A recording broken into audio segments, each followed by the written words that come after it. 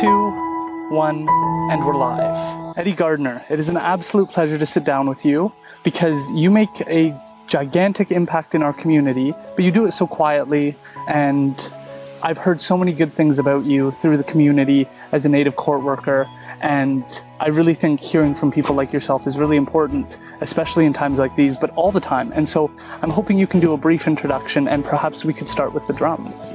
Sure, my pleasure. We got this drum, Darren Charlie from Chehalis. He made this drum, and he knew that I was defending wild salmon, and he wanted to sell it for $1,200, but he sold it to me for $550. So, wow. Yeah, so it's a beautiful. It is beautiful drum. So I'll sing the salmon song to honor our salmon. We consider our relatives. Wusia.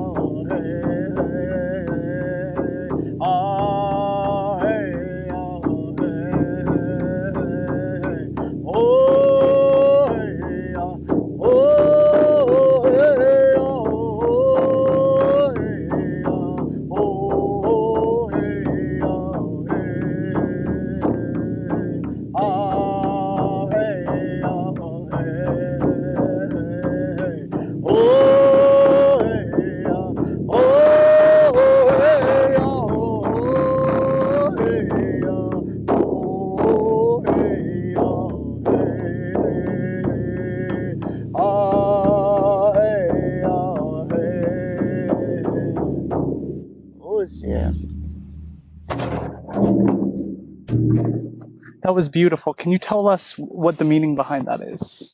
Yeah, the drums are the heartbeat of our nation, and when we sing with our drums, we sing with our hearts, and we merge our hearts with the heartbeat of our Mother Earth, and we always say that when we sing those sacred songs, the ancestors they come and they be with us to support and oversee what we're doing, and if we open our minds and our hearts to them, then they provide us with the guidance that we need, to carry on whatever we're doing. So this song is the salmon song, and this song comes from the guitarist family, actually, and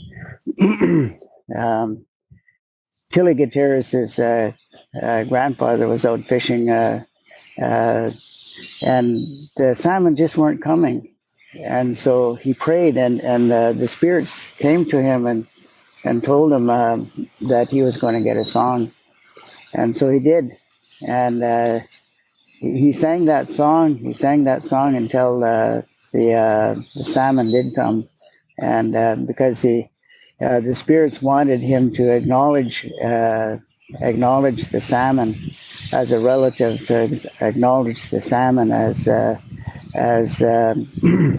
special gift from our Halq'eméylem, our sacred light spirit. So.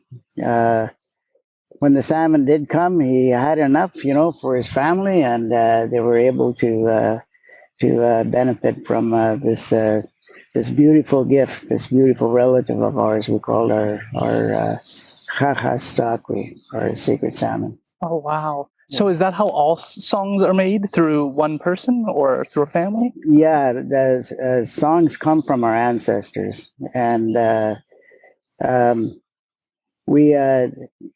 whenever I sang songs back east when I was growing up, I sang other people's songs, and they told me the meaning of them because some of them were songs that honored the water spirits, honored Mother Earth, honored uh, life around them, and I really took to the songs as a young person. I was just drawn, to the drums. And when I came back home, I was taken under Kelsey Charlie's wing, and he taught me all about our traditional ways here of connecting with the land and our ancestors.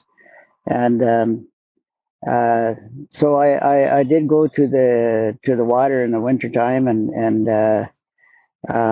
went to the longhouse and picked up all the teachings. And um, so one day when I went to the water, I started to have songs come to me, and I got an Eagle Vision song, a Four Direction song, a healing song. So several songs came to me. One was a Raven song, and um, songs are so powerful when we really connect, with our what we call our relatives in the natural world. We have what is called our tree of life, our cedar tree. So I live in the unceded territory of the Skwah people. It's off reserve, but I'm still living on the unceded territory of our people. And Little Mountain is our territory, part of our territory. So I go up to Little Mountain and I spend with the cedar trees up there, and I seek I just meditate and wait for messages that come, from the cedar tree. And Kapre was a human being in the time of Halq'eméylem, and he was a very kind and generous man, and he led an exemplary good life, being kind and generous to everybody. And Chachals, our great transformer, when they saw him living such a good life like that, they told him, "When it's your time to go to the spirit world, a cedar tree will grow where you're laid." And so that's what happened. And in our history, the cedar trees grew like giants in the sky, and they provided our people with so many good things. The wood was provided to us from the cedar tree to build our longhouses, to make our canoes and canoe paddles. The roots were made, to make our baskets, and the bark was made to create beautiful clothes, like our cedar hats and headbands, and our women wore cedar skirts. We had we made mats out of cedar, and so many things, rope, so many things were made from our cedar that it was recognized as the spirit, the true spirit, the true shwili of Hape, and that's generosity. So we even use cedar tree to cleanse and renew ourselves, and that's really important, because sometimes we need to recenter ourselves and balance ourselves when we're out of balance, when we're thrown off course about who we need to be. So cedar tree, the cedar branches are like the hands of Hape, and they cleanse away and take away all the things that aren't helpful to us in our ceremonies. So cedar is used ceremonially as well.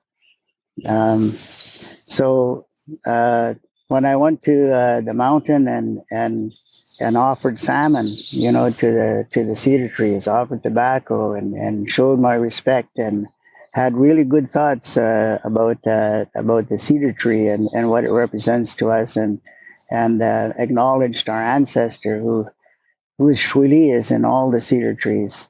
I got a song, after, yeah.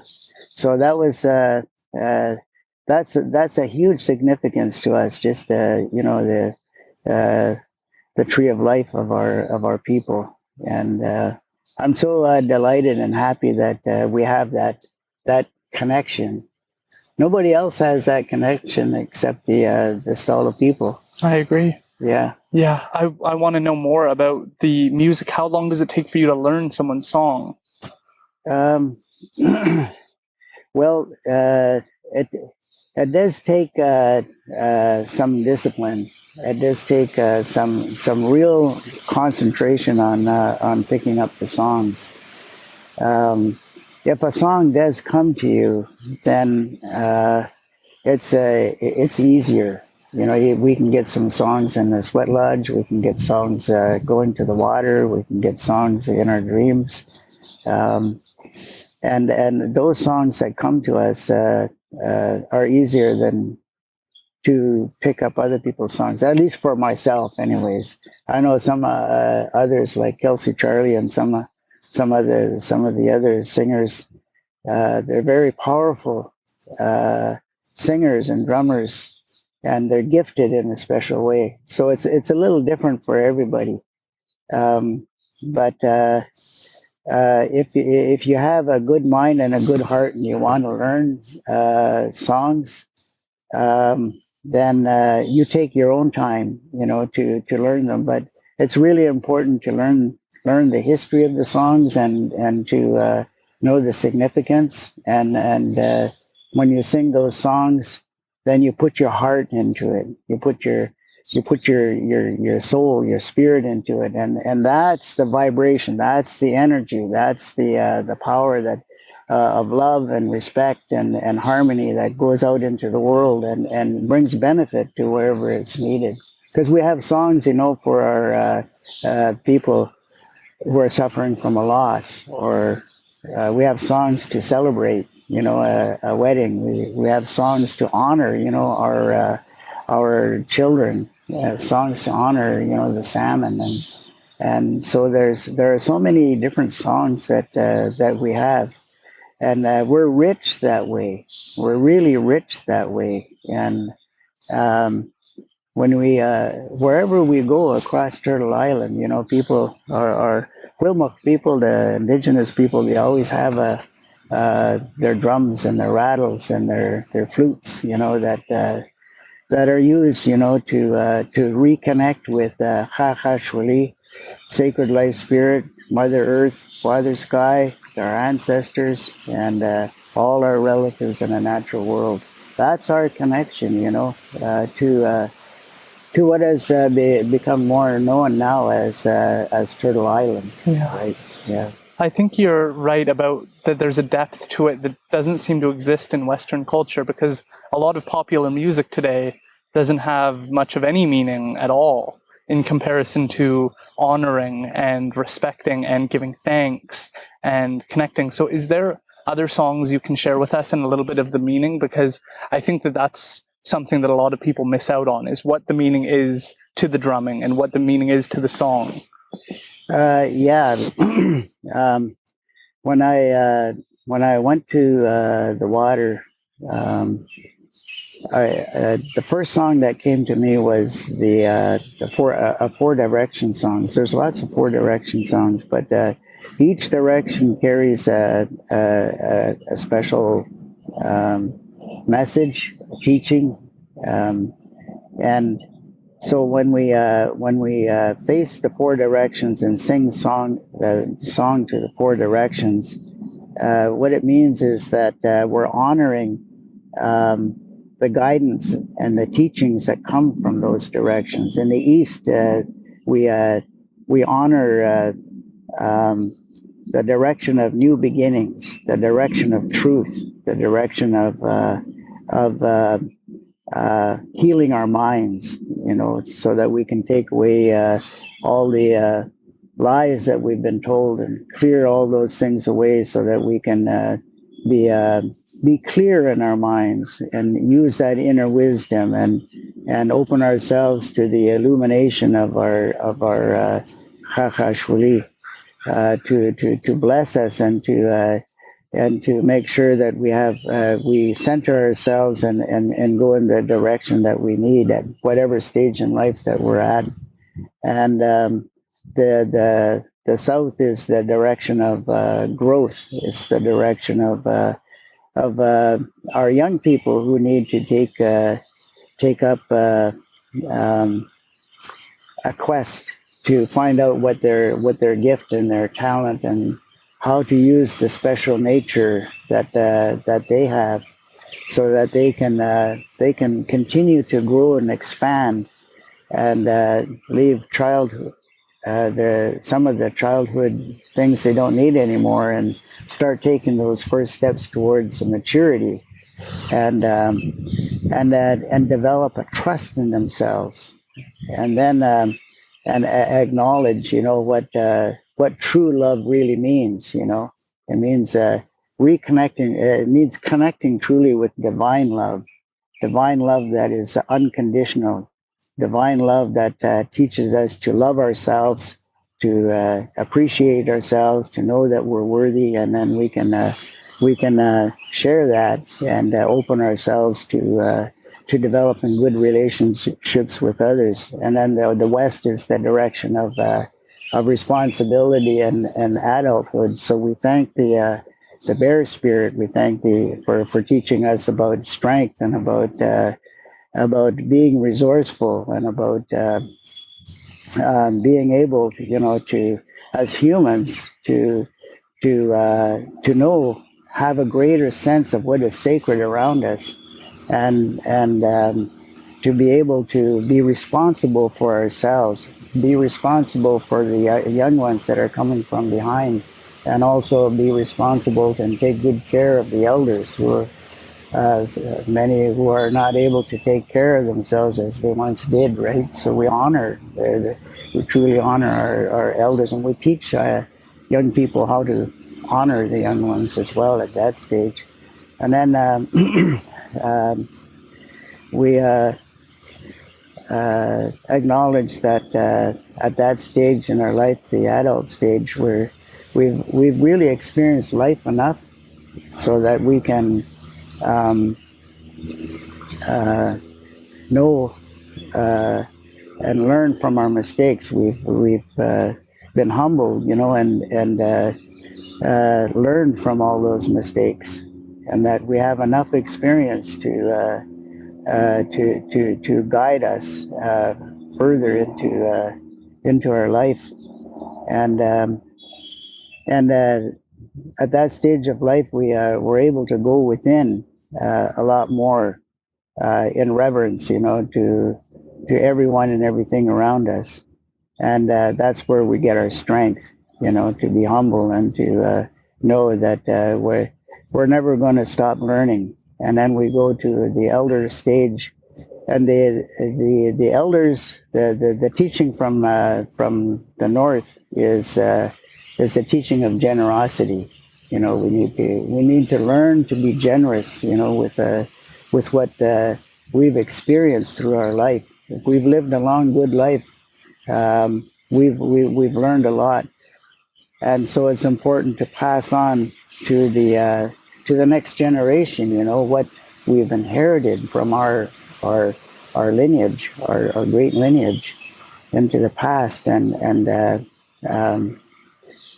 because we carried the values, because we carried the strong belief systems and spiritual practices, we can teach the young ones that are coming from behind, so that they can learn those lessons in a way that they won't have to suffer so much. Because there's lessons that we can pick up, by the wisdom of the elders, and then there's the lessons we get through the hard knocks. So the elders are kind to try to guide us and steer us away from some of the pitfalls that we have sometimes. So so those songs are to honor those four directions. That's so beautiful. And I think one part that you just spoke about responsibility in young people it feels, from my perspective, that message is really, really missing.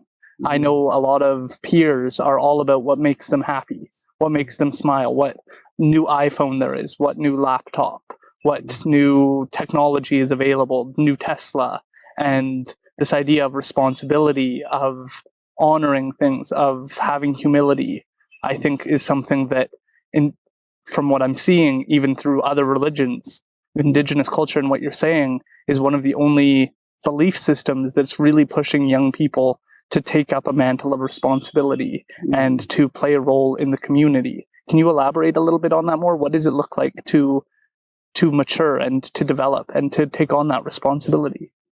Well, our people have different ceremonies and different practices that help our young people grow in a way that teaches them about their soul purpose. We all come here for a reason, and human beings yearn to find the answers to these questions, these fundamental questions in our lives. Where did we come from? Why are we here? Where are we going? Some of those are great mysteries that human beings have pondered over, for ever since humans came to this world. And so our teachings are to the young ones are to take them out, into a vision quest, and that's where they spend 4 days and 4 nights without drinking and without eating, and just wait, for the messages that come from spirit to guide them, to teach them about who they are and where they come from, and how to use, what direction do they really need to take, what are the priorities, where are the commitments that they need to embrace and to live, and to be honest with themselves, and for the young men, they need to learn and respect that balance of being part male and part female, because we all human beings, whether you're a woman or a man, you do have masculine and feminine energies, and you need to have that balance and really honor women. So the older ones, they teach those things to the young ones. So when they come out of a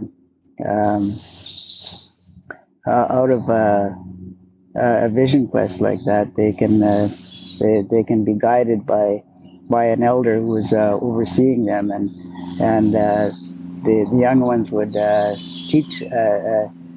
tell the older ones about what they experienced in their vision quest, and it's the elders who are able to kind of help them interpret everything that they've experienced, right? So that they get the right, a good perspective of what awaits them and what they need to do in the now.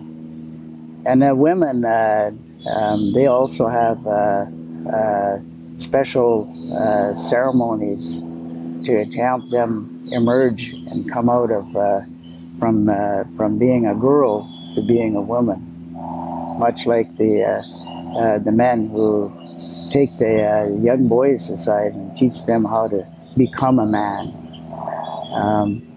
And it's the older women who teach them about how to conduct themselves as life givers, prepare them, for bearing children, and when to do it, and to know about the power of women and the cycles that they go through, and the significance of that. Their relationship to the sacred waters and to Grandmother Moon. All the feminine energies are very powerful, just like the masculine energies, you know. So the men and women, they realize that there is a difference between the male and the female. Yet they know that there's a sacred connection that needs to be honored, and if it's not honored, then things can go sideways. So they're brought up that way, and those are some of the practices that are done to prepare our young people for adulthood. Right. Just going to the masculine and feminine and going to that balance, that has a lot of similarities with the yin and yang symbol. Yeah. And I'm just interested to know, do you think that there's this depth to just human beings that intrinsically looks and knows about these patterns and finds these patterns? Because I think that is true, that there is a balance to be struck. Mm-hmm. And it seems like other cultures have found perhaps similar ways of describing that same connection. Mm-hmm. Well, we're every human being that comes into the world, we're all made of fire, water, earth, and air, right? So the fire and the air, that represents the masculine energies, and water and earth represent the feminine energies. And when we look around us in the natural world, those energies are in everything. And when I went to the Cedar Trees one day, I waited for a good message, and the message I got from the Cedar Trees that day was that if you look at how we are, you know, and these trees were big trees, they went pretty high in the sky, and they're still there, and I still visit them. But they said that if you really watch us, if you see how we've grown, we did absorb the energies of the sun. That's a masculine energy. The energy of Father Sky, that's an energy, and and our roots go deep into Mother Earth, and the rains and the moisture that comes when our roots go to a riverbed, we absorb those feminine energies of Mother Earth and the water spirits, and so if you move forward in your life and continue to balance, you know, the masculine and feminine energies within you in the right way, you'll see that you will grow. You'll continue to grow, and like us, you know, you will bring benefits across generations just by being who you are and honoring those energies that you have. So I thought that was a really good way to explain that everything has masculine and feminine energies, and so do we. So it pays no benefit to put down women or to put down men. They need to be held in balance because they're both necessary, you know, to be in harmony of how we need to be, you know, to live in this beautiful Mother Earth of ours, that everything is an expression of those feminine and masculine energies, and that's the way we need to be. That's the way we need to be as well. Yeah. That's absolutely beautiful, and I think not being said enough by a lot of people. So I'm really grateful to be able to have you on. Can you tell us a little bit more about spirit quests or vision quests? Do they still take place today? Are they still common? Yeah, they are common. I've gone on vision quests um, in my life. When I was young, I didn't benefit from that. I moved away. I was born in Hope, BC, and my dad, he got a job in Sept-Îles, Quebec, and he moved our family over there. And so I grew up in a town that included French and English, Italians, Portuguese, and then Wilmot. They were there. The Innu people were there. They were called Montagnais in them days. But I didn't bring up. I didn't have the upbringing of living in our village, like at Skwah or Chehalis or other communities in our territory here. I was estranged from our territory. But when I came back home, I knew the significance of going on a 4-day fast and what it meant. And I learned when I came back home that there were ceremonies and there's um, ways that have our men take the young boys and they bring them out and they teach them how to hunt. They teach them how to fish. They teach them how to become a man and all the values of and the rules and the responsibilities that they need to prepare themselves for because um, they're going to be the ones that will have to carry on, what is being left, to us through our oral teachings that have been passed down from generations and generations. They're taught to go out and create things, and when they're guided, with those teachings about how to become a man from the circle of men,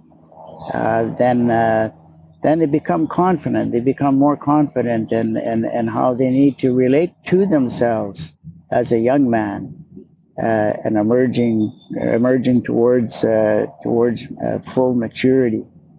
And part of that is always to cultivate that deep respect that they need to have, with women, with the feminine energies. So, and the women likewise, they're able to take the young girls aside, away from the men, away from society, and they surround them and teach them about what it's like to become a woman, what it's like to give birth, what it's like to be a mother, what is that special connection that they have, with Grandmother Moon and Mother Earth, and the power that women have, is very precious as a life giver. So they're given all kinds of really good teachings that the women know how to express and to pass on to the young girls, so that they can appreciate who they are as life givers and relate to men in a way that is respectful, and that becoming a woman, they have their special place in our history. We come from a matrilineal way of life, and so the women are taught about that feminine lineage that they have, and the role that women played in decision making, And it's in sharp contrast to the patriarchal society where men dominated everything, and we can see that imbalance that's there because patriarchy is still alive. There's been some progress that has been made towards dismantling patriarchy that has gotten us into an awful lot of trouble. But I think at least things are moving in the right direction, and it needs to continue. But the traditional ways that we had, with bringing up the young ones through these practices is very, very important. I really agree with you because I think that experiencing hunting and experiencing fishing are some of the things I missed out on living in in a urban setting where it was so busy. We grew up in poverty, so there was no financial opportunities to go fishing, to go hunting when I was living in downtown Chilliwack. And so I'm really interested in learning more about those elements because it is about becoming self-sufficient, but it's also understanding a lot of what's gone on in my history. So my grandmother was Rita Peat, and she obviously experienced Indian residential school, which obviously had a huge impact on her life. And then my mother was raised by my grandmother, Dorothy Kennett, who, so she was part of the 60s scoop. And it ended up being beneficial in that we had a lot of family support, but I missed out on learning to fish, learning to hunt, learning where the spots are that you're supposed to go, learning about the traditions of the ceremonies and how those processes work. And to this day, I've really never had those experiences. And so it's really meaningful to learn about the impact that has on development of a person, because it's something to me a lot of my friends and family have also missed out on. And so there's this deep disconnect that I see with nature and us, and feeling like being in nature is being on a main trail and being in the middle of an urban setting like Stanley Park, and you're somehow in nature. And it's like, you're sort of in nature, but you're definitely in an urban setting still. And so that's all I've really ever experienced growing up and even to this date. And so I'm interested to learn more about that relationship with catching animals or with hunting, because hunting is something I think that's gotten more recently a bad reputation, but I think Indigenous cultures really show how to do that properly. So would you be able to share a little bit about that approach? Yeah, I can share what I know about it. There's a lot of teachings that our people have about hunting, and fishing, and gathering our medicines and our food that comes from our stomach, our homeland here. And hunting is it's very important to become aware of the fact that in order to survive in this world, something else has to die. It is a fact.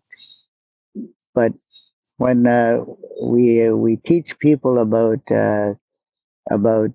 what we need to live, everything that our Chachashwali, the life spirit of this universe, it created an abundance of everything, and we need to honor the spirits of those who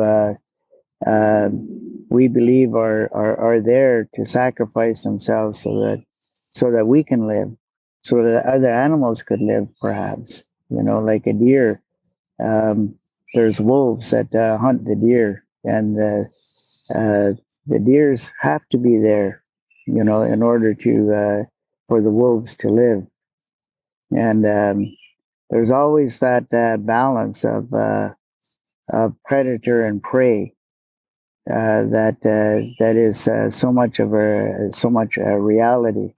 If the wolf population um, hunts hunts deer almost to extinction, then there's not enough food, for the wolves, and the wolves start to die back. And when the wolves die back, then the deer population goes up, right? So there's always that ebb and flow of life in that context. But when we go out to hunt, um, what we do is we need to use our songs, use our prayers, our own way of praying, to honor the ones that we're going to hunt, and not and do it within our minds, not to waste anything, not to make sure that when we take an animal, we thank the animal for giving up its life, so that we could continue to benefit. Because there's nothing that we can give back to Mother Nature except because we're so vulnerable, we're so dependent on nature, that we need to bow in honor of them, and provide and just have that spiritual soul gratitude and respect, for the animals that we're hunting, so that we can have food, so that we can have the bones can be used for utensils, and the hide can be used for clothes, and make our drums, and make sure that we don't waste anything. um, and so when we do that with that mindset and our heart set, there's two things that we need to talk about uh, when we do that. Very often, people talk about the mindset that we need to have, but we as Wilmot people also talk about the heart set that we need to have, and gratitude and love and respect are come from the heart, not from the mind. So that's the way we need to think, when we're going to hunt. That we're grateful, for them providing us with what we need to live a good life, and not to take any more than what we need, not to overhunt, not to overfish, but to take only what you need, and that way, life can continue on this planet, and future generations can always benefit. Because we talk about Tamyuk in our language. Um, our language was almost totally um gone by the wayside. But we're so lucky that we had elders and people who were really interested in making sure that we continued with our language. And there's a revitalization of Halq'eméylem. And this word Tamyuk is of great significance, because we're always that word Tamyuk means we're always at the center. There's 7 generations behind us, and there's 7 generations before us, and so we always want to make sure that we acknowledge, what 7 generations past have left us. When we look around and live us, we still have there's a lot of things that have disappeared because of climate change and because of overpopulation, but we still have what we need. So we carry that responsibility to honor our ancestors, and live our life in a good way, so that we can be good ancestors to the next uh, 7 generations, and leave behind live with a light carbon footprint, as we talk about today, so that life can continue. The land can be protected. The waters, the sacred waters, can be protected enough so that our future generations will continue to benefit from Mother Earth. So There is a lot to what you just said. I think seeing a lot of this vegan, plant-based movement is partly, not all of it, but partly a reflection of this disconnect we have with animals and this feeling of that we're taking and not offering any gratitude towards it. And I think I see with well-intentioned vegans and well-intentioned vegetarians that their heart is really, I didn't do anything to deserve this. I didn't do anything to earn this. I didn't honor this animal. There's part of that in why they're choosing to become a vegetarian or a vegan, that they don't feel that they're playing any positive role, that they're just taking and not offering anything in return. And so I've seen that with a few. Obviously, there's some who do it for health reasons, but there's some who just feel that they don't have the right to take a life, that they don't have that position. And I think that that's reflected in this feeling of honoring and appreciating and utilizing fully. And I also had the opportunity, I don't know if you know the town butcher, Yeah. but Bill Turnbull works very hard to make sure that all the animals he brings in are well treated, that they have the proper nutrients, that there's no antibiotics or hormones added to modify the animal for our consumption. And so I think that we're, as a Western society, starting to wake up to these ideas that have been long-standing in Indigenous traditions. And I'm interested to hear your thoughts on, you're right, this climate change movement, they're almost following Indigenous teachings, just using different terminology. And I'm interested in your thoughts on that. Yeah, I think you're right. There's that right relationship that we need to foster and have with the birds, the animals, the fish, the ones that crawl, the ones that flutter, all of them, the rooted ones, all of them are special gifts. We've been exploring, going out into the world, into the universe now, and seeking life somewhere else. But nowhere have they found yet a beautiful, beautiful jewel that we see as Mother Earth. And Mother Earth has a spirit. Some people call it Gaia, but we call it our Halq'eméylem, our sacred Mother Earth that has a spirit. And if we develop the right relationship with our sacred Mother Earth and all the gifts that she provides, the generosity of the abundance of life, that is around us. We need to establish that right relationship with them. And we as Wilmot people, when we say all my relations, that means we acknowledge, our relatives, the rooted ones. We honor. We have special ceremonies that honor the salmon, the first salmon ceremony every year. Can you tell us a little bit more about the first salmon ceremony? Yeah, there's in our history, we believe that salmon are truly our relatives, and every year, in order to acknowledge and appreciate our relatives who come up in these cycles. From the headwaters, they go all the way out to the ocean, and they grow big, and they come back, and they have to swim upstream, and they find their way right back where they were born. So they have that trust in themselves, and they have that sense of life purpose that they need to swim in large numbers, as a huge tribe, to make their way through these cycles so that they can feed the orca, they can feed the bears and the wolves and the humans, and still thrive and still grow in numbers through their natural cycles.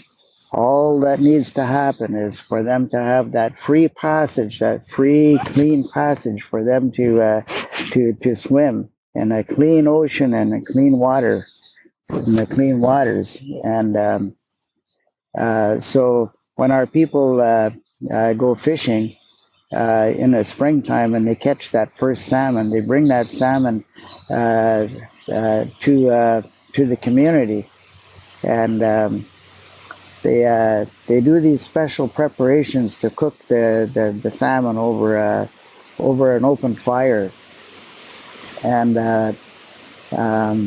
our spiritual people, they use the cedar, to brush a pathway, for them. And we have our drummers and singers after the salmon has been cooked.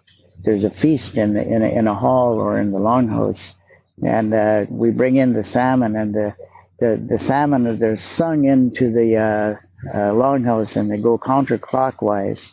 And the reason why they go counterclockwise is because they go back. It's like going back in history, going back to our ancestors, thanking our ancestors for all the teachings and guidance that they're providing us. So we're singing and we're praying that they come and help us, continue on our way of life. And the salmon is brought to the center. The first salmon is brought to the center, and everybody in the longhouse, the people who do the first salmon ceremony, invite people from around the territory to come and witness, what is going on, and they're asked to everybody to have a little piece of that salmon, and to take the bones and make sure that they're all gathered up after they share the salmon, and the remains of the salmon.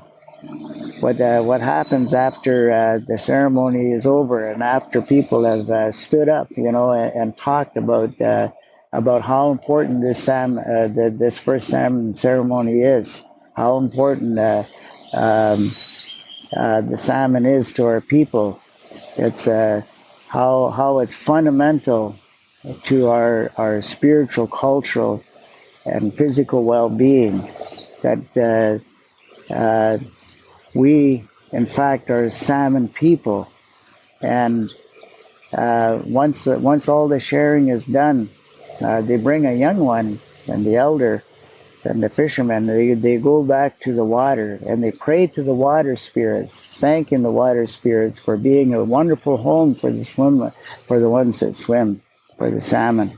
And they release the bones and the remains back into the river, and they thanking the salmon spirits, the salmon people, for continuing on their cycles, so that they can continue to benefit from this rich resource, this sustenance that we have from the salmon. There's many good benefits that come with consuming clean, good salmon, and so we recommit ourselves to making sure that we carry out our responsibility, to care for the salmon, to care for the river, and so that future generations can continue to benefit from it. And we believe that if we don't do this ceremony, if we quit doing this ceremony, then the salmon won't come back anymore. And in today's world, what is going on is that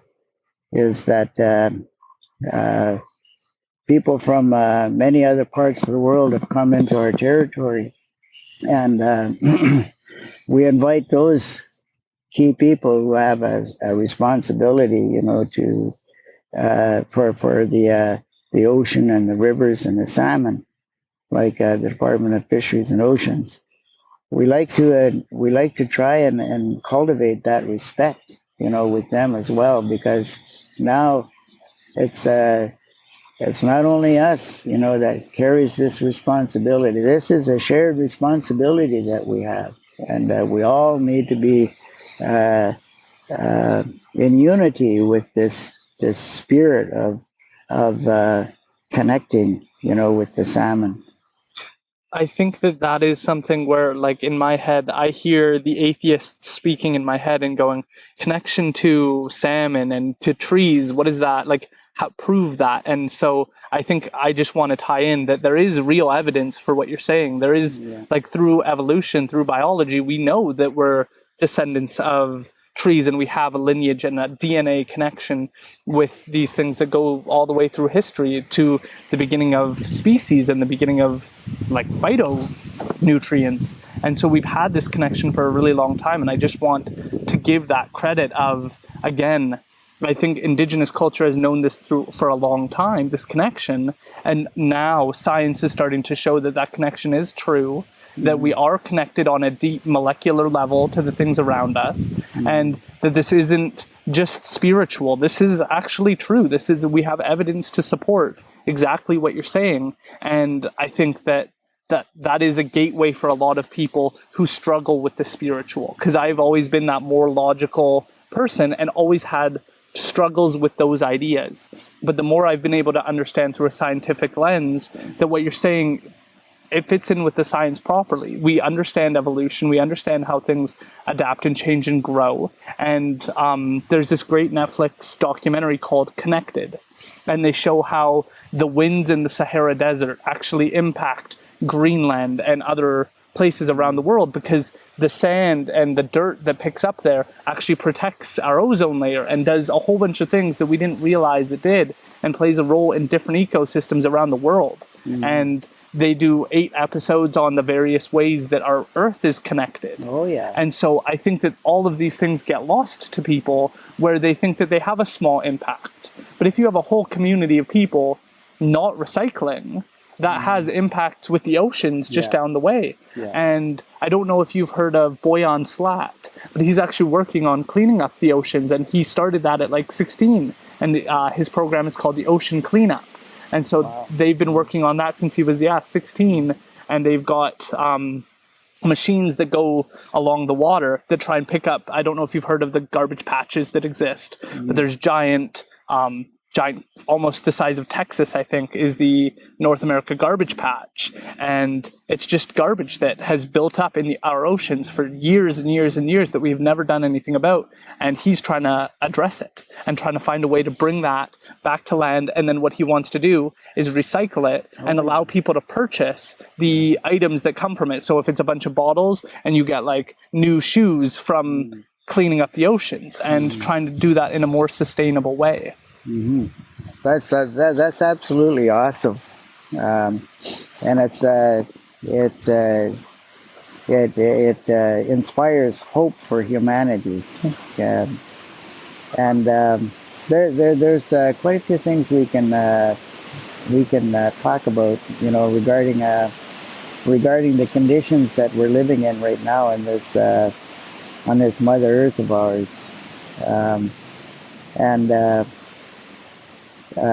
when we look at it from our Stalo perspective, at least from my Stalo perspective, I look at our great lineages that go deep.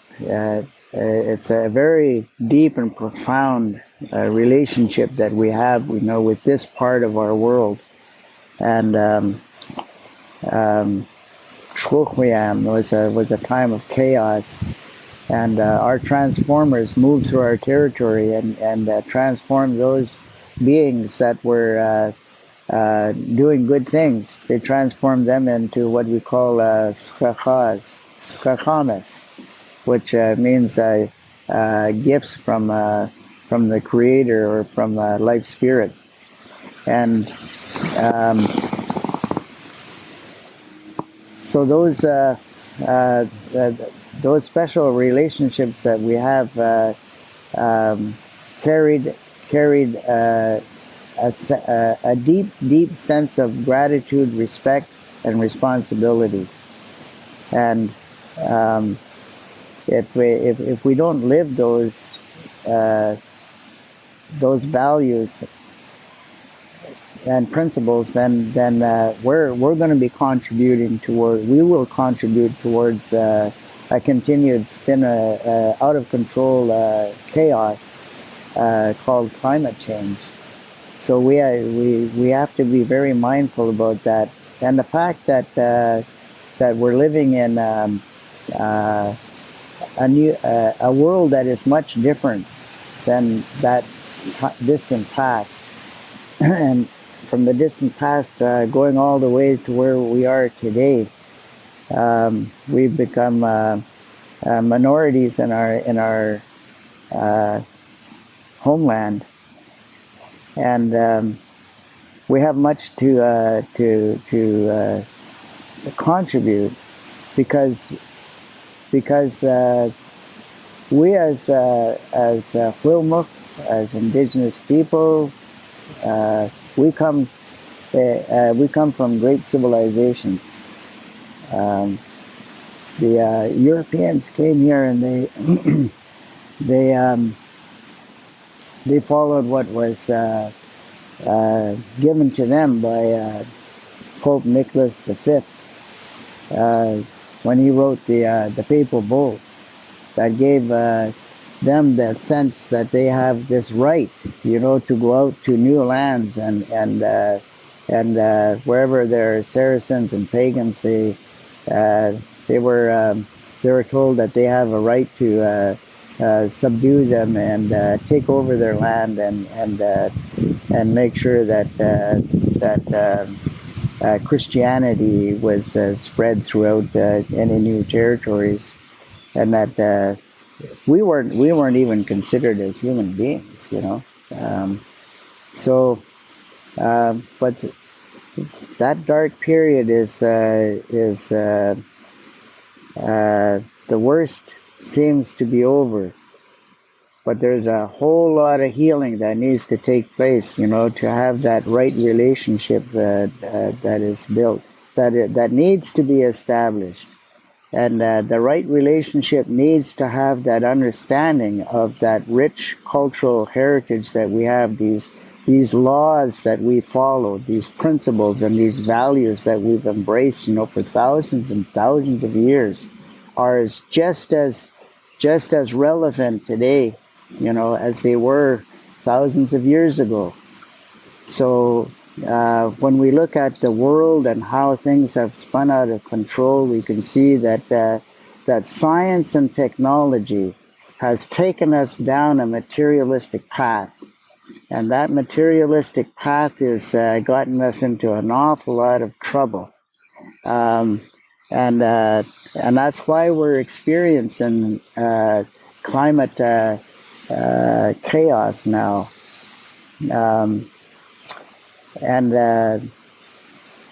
when we see all the good things that you talked about, about people around the world noticing, what's going on, we need to clean up the environment. We need to respect it. But we depend on these life-giving gifts that have been provided to us in a way that humanity can continue. And if we don't, then humanity is going to have their turn to go extinct, because a lot of animals and birds and plants have gone extinct because of human activity.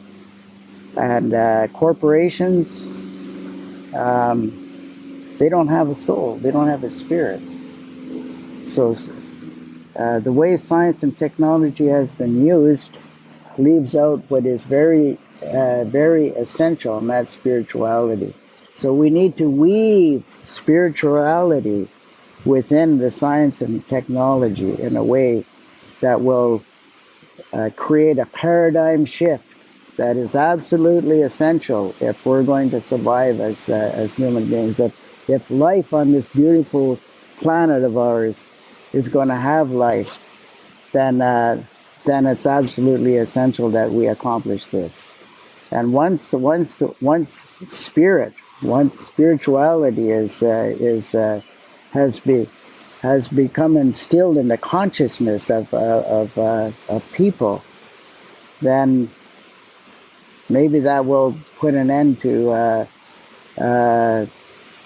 giving so much power to corporations, because they've been given the status as a person, an entity that has no soul.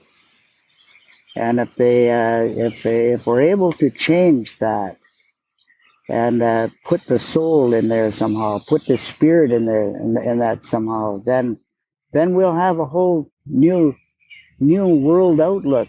That money isn't a god, you know. Money is can be good, but it's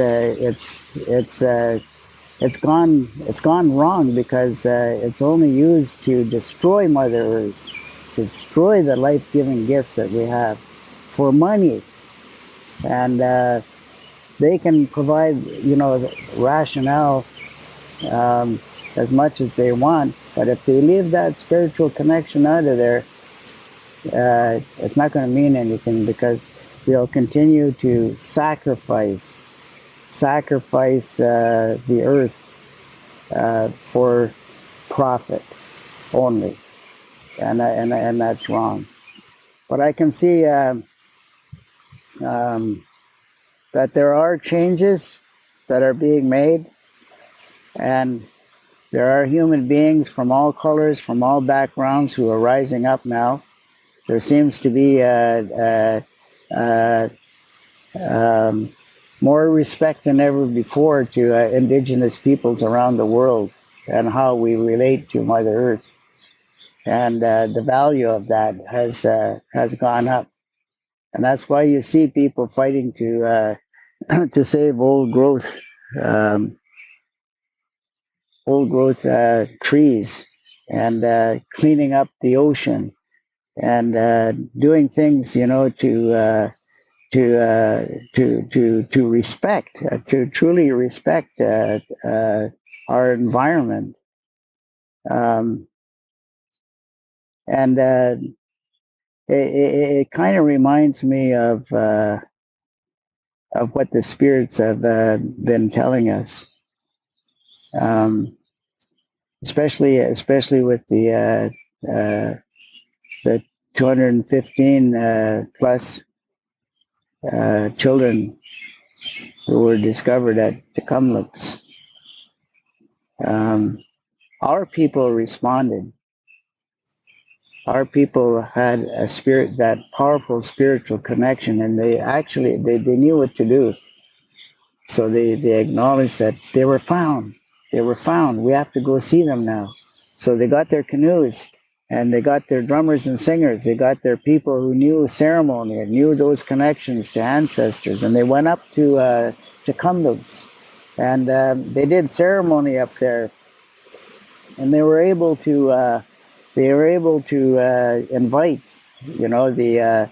the children who were earthbound spirits, inside those residential schools, and they were able to comfort them enough, with our songs and with our encouragement, that you belong, you are loved, you are worthwhile, you are valued, you are loved, we love you, come and get in our canoes, and we're taking you back home. So some of our people actually were able to see, the old ones. Time means something totally different on the other side. So the old spirits came down. They made themselves small so that they could be with the younger spirits, and persuade them, that it is a good thing to go back home, not to be afraid. And so they got on the canoes and they came home. And when they got home, we did our burning ceremonies. Our burning ceremonies are very powerful because we feed the spirits. We send them clothes. We burn clothes for them. We gifts. There are things that go to the other side.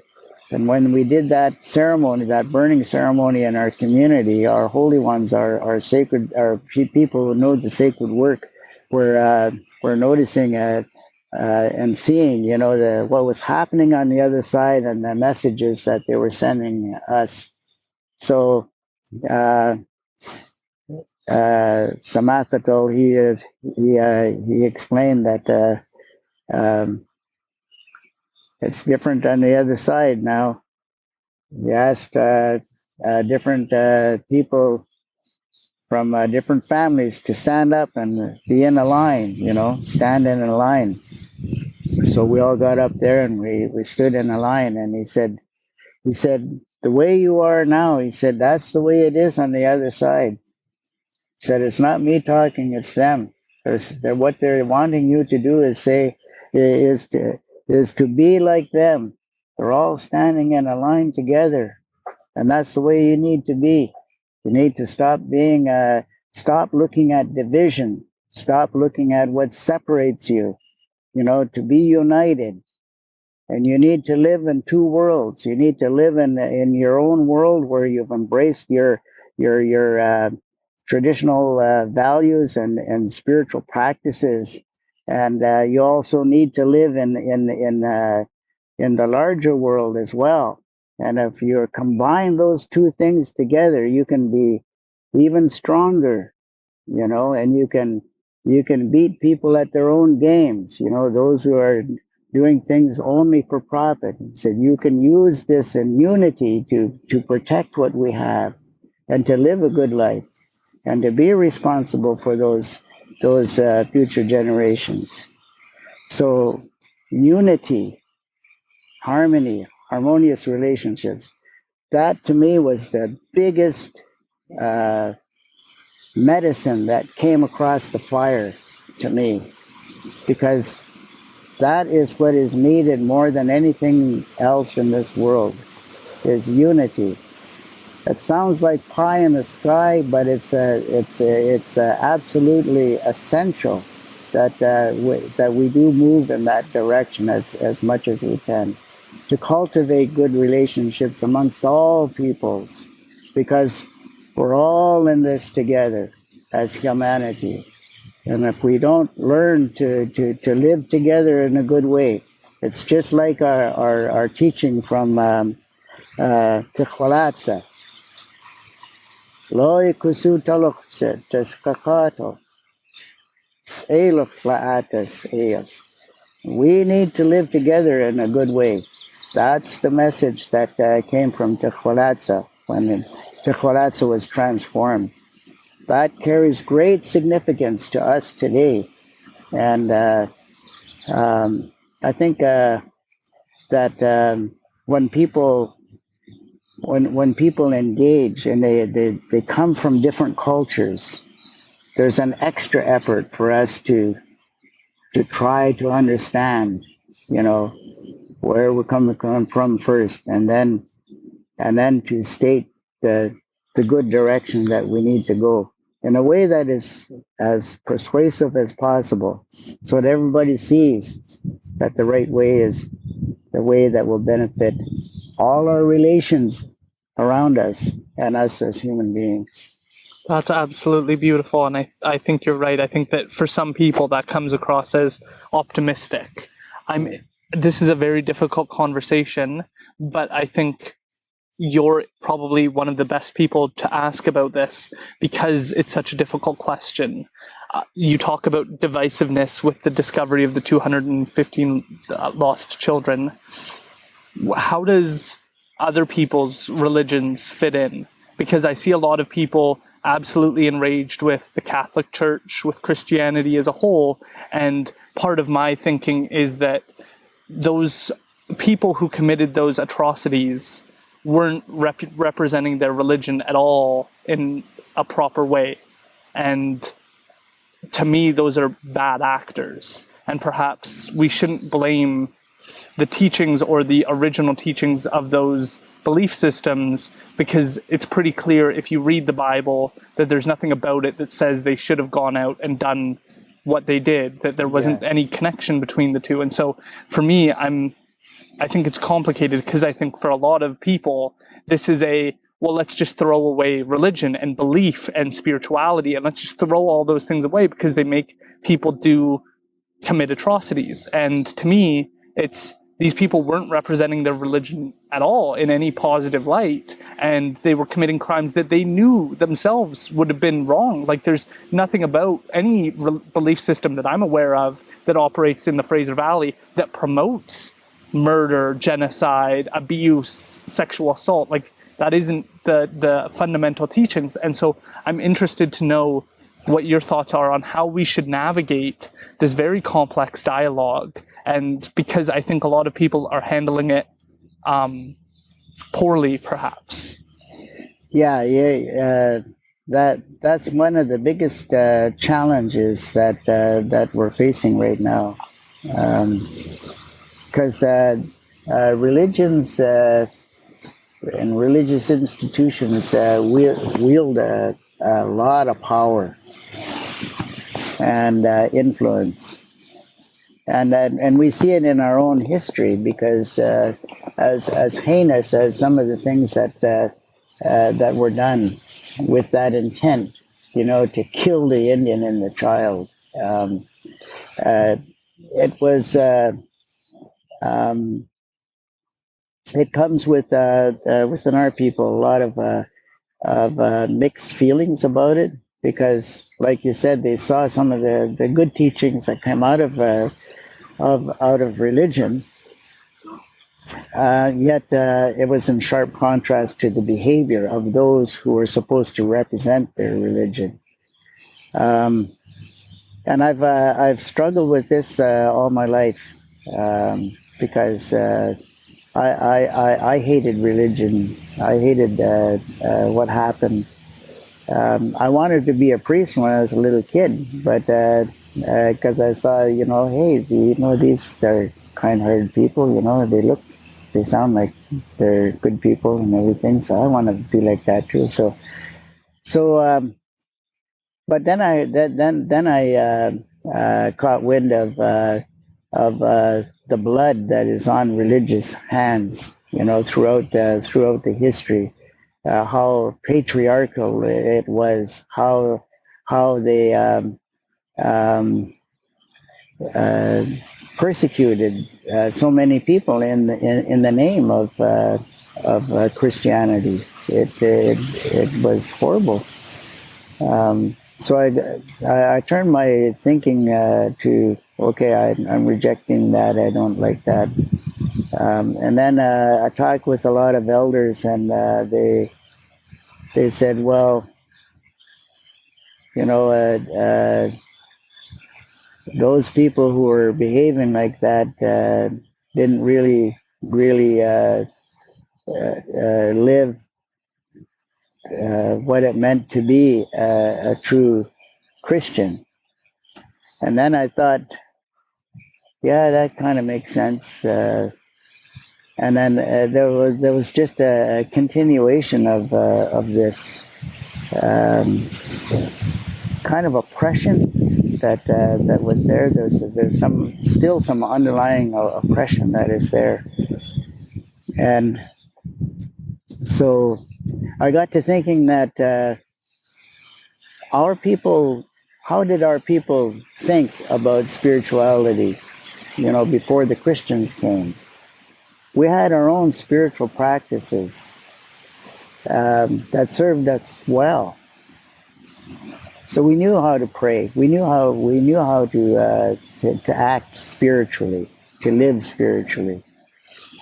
So I started to learn more about that, and out of it, I came to believe that everything, as I was talking about, has a life spirit. We're a life spirit. We're spiritual beings. We're multi-dimensional beings. We're spiritual beings, emotional beings, mental beings, social beings, political beings. We're like that. But how we relate to that, when we say all my relations, how we relate to acknowledging that Mother Earth is sacred and has a spirit, the stars, the moons, the sun, they all have a spirit and an energy, and a particular kind of energy. And the spirits of our ancestors, they're available to us anytime we want to connect with them. I came to think that there isn't one, holy man in the sky, somewhere out in the universe, maybe, has a long beard and is watching over everything that we do. I had a big problem kind of relating to that, right? And so I thought, no, that's not the way it is. Not for me. That the story of Christianity has come from a land far, far away, and the way we related to spirit is way, way, way different. But the way that Christianity has come to North America, they're imposing this, they're proselytizing, they did it in such a violent way to try and make us Christians, to thinking that they were civilizing us, and yet look what they did. It wasn't very civilized. We were civilized. We were already civilized. So this proselytization, I thought a lot about that, and I thought, well, Christians proselytize. Christians proselytize a lot, but we don't. What we would like to tell people is when we talk about religion or anything, we say, take what is useful to you and set the rest aside. That's all. We don't say ours is the best way. We don't say you have to be like us. No. If Christianity is something that helps you, Christianity gives you I guess the teachings that allow you to live in harmony. Well, you go and do that. But I'm a pagan and I don't need to be saved, right? I have my own belief systems. I follow teachings of the Longhouse, the ones that I know that are good, and I don't. I'm not totally immersed in the Longhouse. I'm not a dancer. They have those who become dancers have a lot of teachings that I don't know about.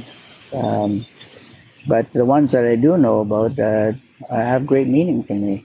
And when I picked up the Sweat Lodge and the Medicine Wheel, those were two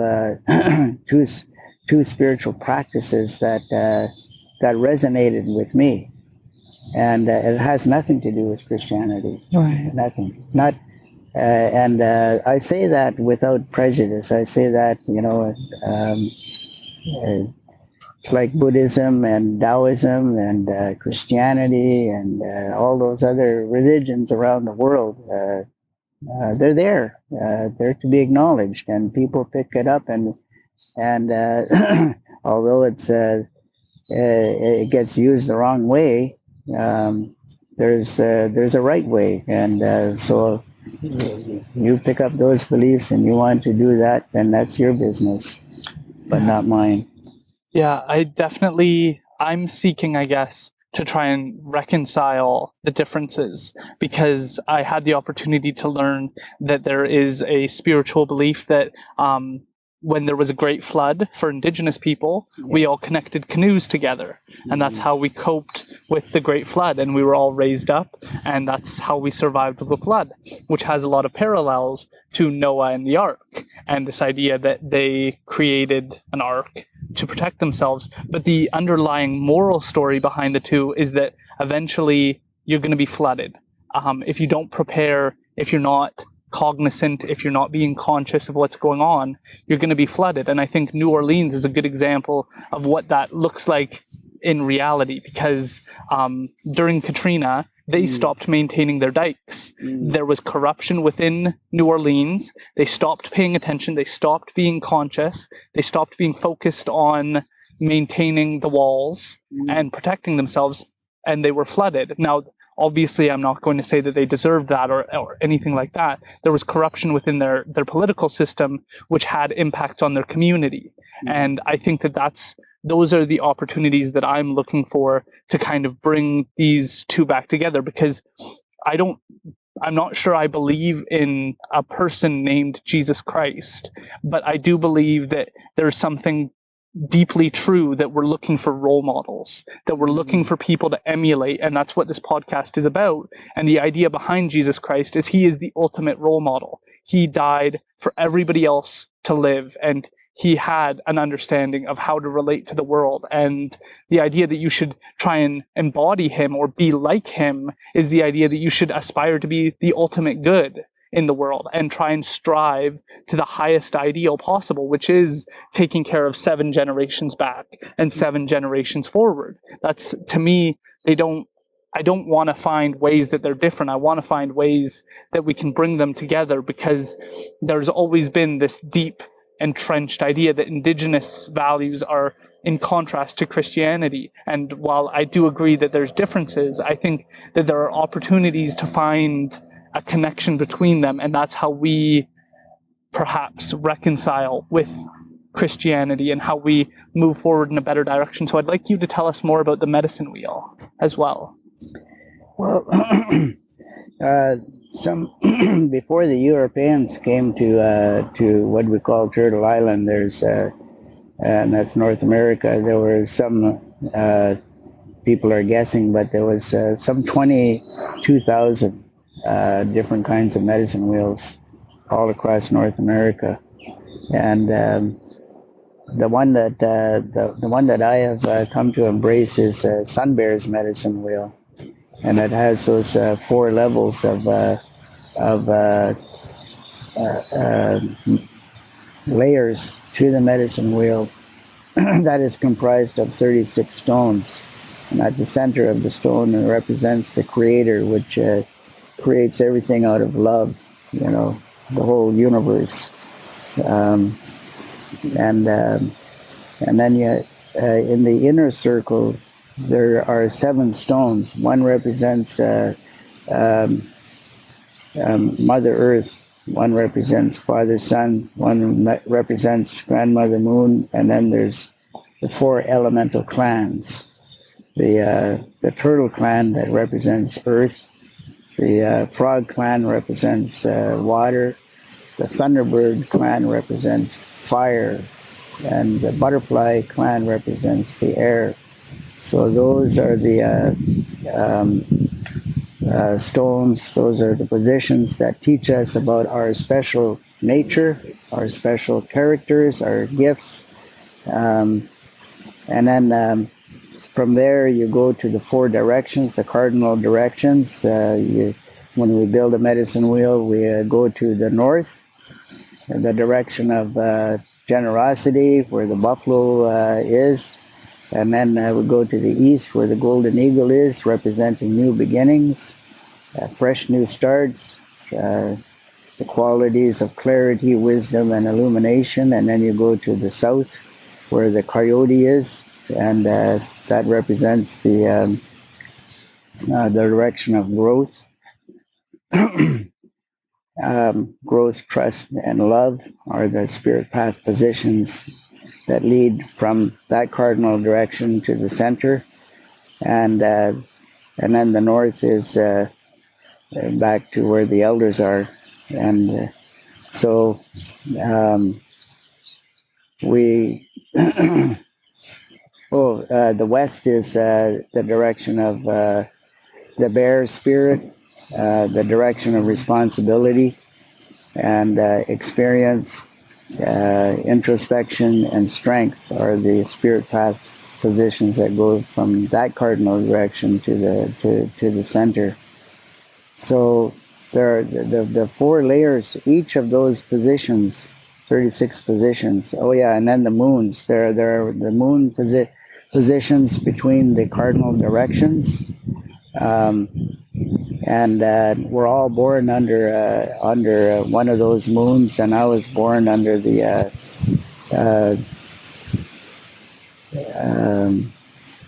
third moon of the north. And the plant medicine is plantain, and the stone is turquoise, and the animal spirit is the cougar. And that moon position relates to one of the inner circles. The stone representing the Frog Clan. And the Frog Clan people are those who have deep feelings. They have a great deal of empathy. Um, they um, they find they're always finding new ways. They can express those feelings. So they have that special relationship with the water spirits and Grandmother Moon that guides our dreams and visions. And then there's 3 stones, between each of the cardinal directions all the way around the wheel. So there's each position has a plant totem, an animal totem, a mineral totem, a color totem, and what's the other one? There's the plants, the colors, the animals, and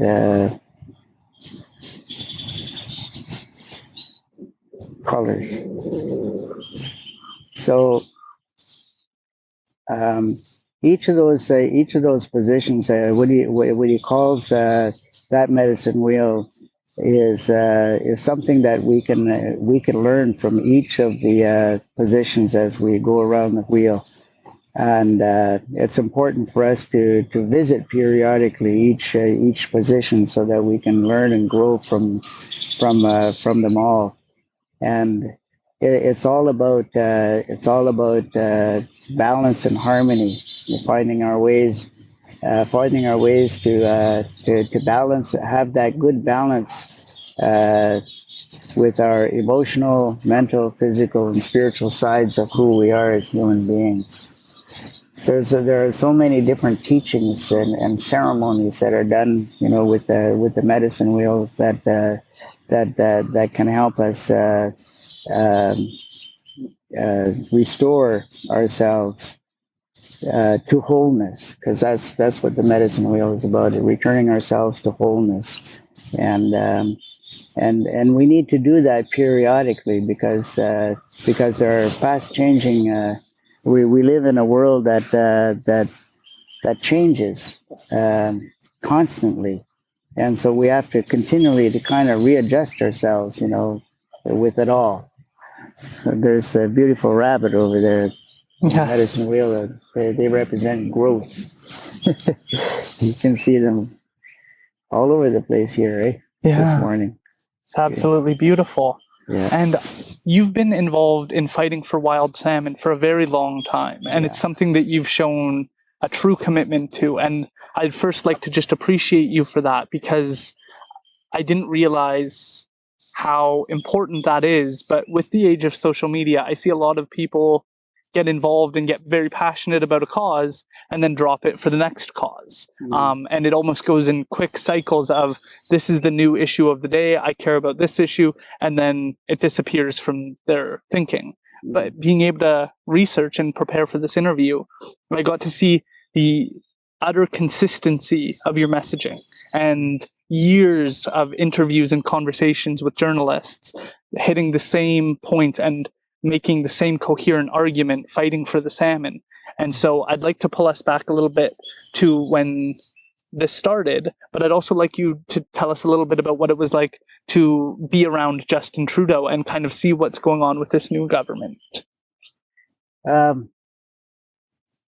Well, it's I got involved in the movement to save our salmon in 2010. That's when I really made a huge commitment to get involved and fully engaged.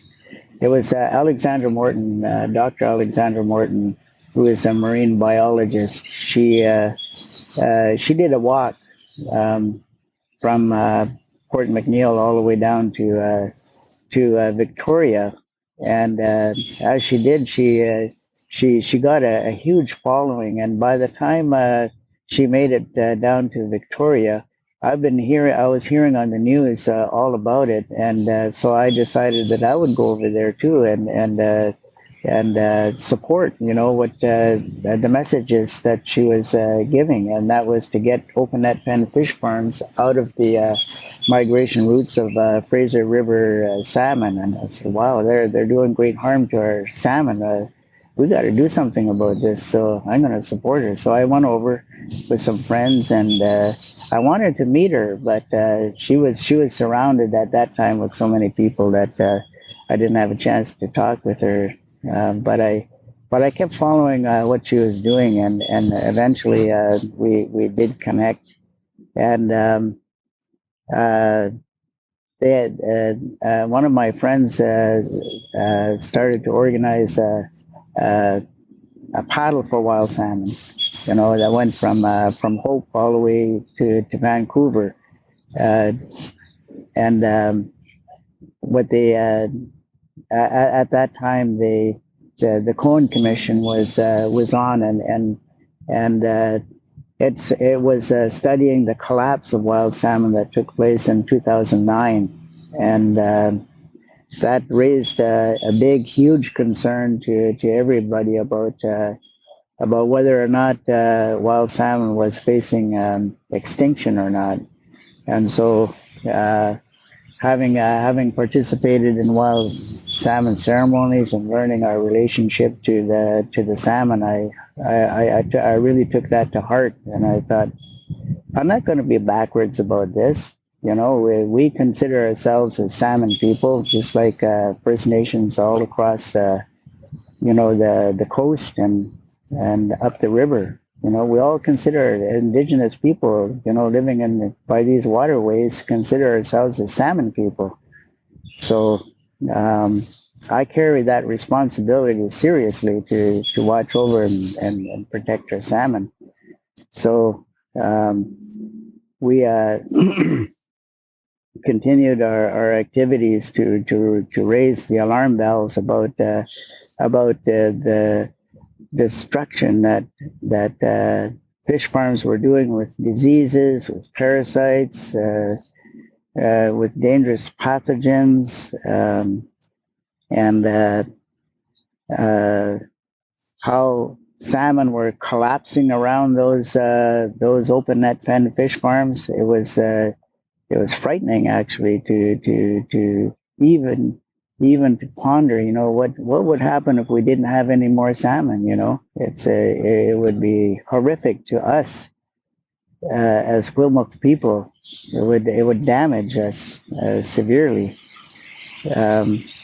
So at one of the events in Victoria, there was a friend of Dr. Alexandra Morton, Anissa Reed. She worked tirelessly. She worked like a trooper. She was just a powerful force working with Alexandra Morton about protecting wild salmon from fish farms. But she had gotten tired, and so she came to me and she gave me a whole bunch of science, and she said, I know you're going to do something with this, Eddie, so I'm passing all these on to you. So I said, really? Yeah? Oh, wow. So at that time she had initiated a farm salmon boycott. So I said, yeah, okay, I'll do that. So I picked up that, and I thought, wow, this is an additional responsibility I'm going to have to embark on.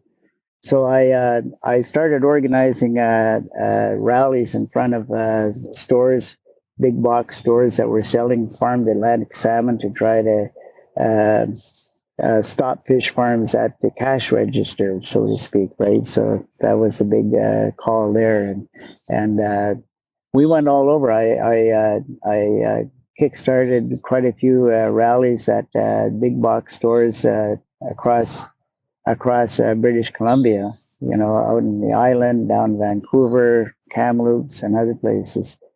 And but they soon, those other places soon died down, and they didn't do that because they turned their attention to other priorities, right? But I kept on going with it, and it seemed like the government was not paying any attention at all to what was happening.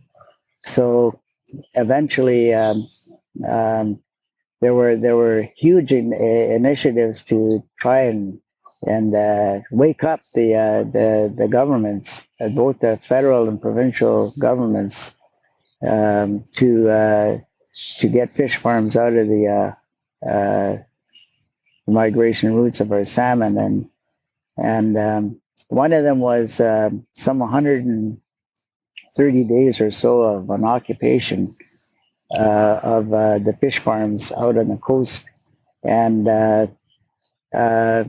the fish farmers saw that the awareness was going way up, so they got an injunction, and they disallowed anybody to board those fish farms. But it really didn't stop the people who cared enough for the salmon on the coast there.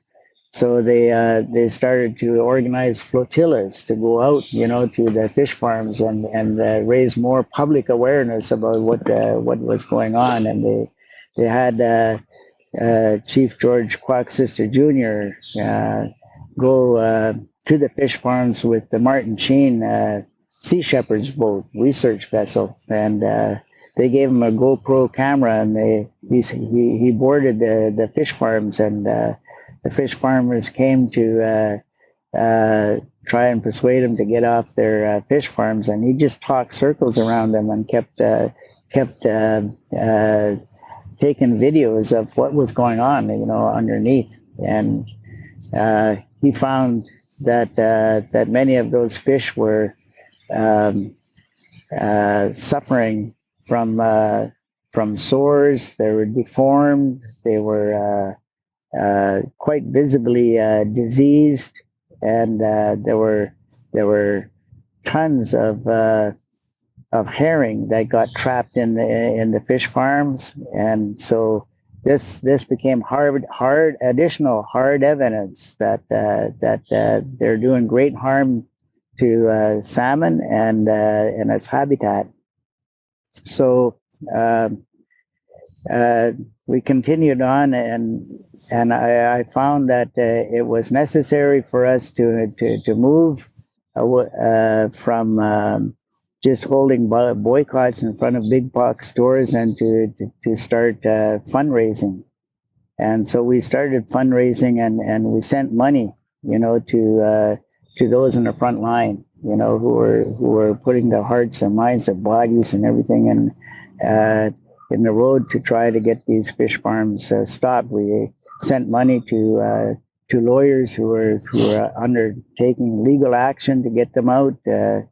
We sent money to scientists who were doing studies on this, and right to this day, we're as a result of all of this activity, the Indigenous people, Bob Chamberlain, he organized at the political level a First Nations fishery, a Wild Salmon Alliance, and he made a number of interventions that actually brought the federal and provincial governments together. And they wouldn't have done that if there wasn't that occupation, though. But there was an additional political force that was necessary to bring them together, and as a result, they were able to get some fish farms out of the Broughton Archipelago. And because Indigenous people are more assertive and enjoy international and national support, there's a lot of talk now about an action being taken by both levels of government in BC and at the federal level about the United Nations Declaration on the Rights of Indigenous People. So we have some new legislation that was passed at the federal level. The province has UNDRIPA, so they're requiring more and more attention. They're drawing attention to Indigenous rights and title, and the need, to accommodate, the need for free, prior, informed consent. All those principles have to be abided by. So more recently, Bernadette Jordan, who's the Minister of the Department of Fisheries and Oceans, she consulted with Indigenous leaders in the Discovery Islands, and she decided that they didn't, since they didn't want them there, and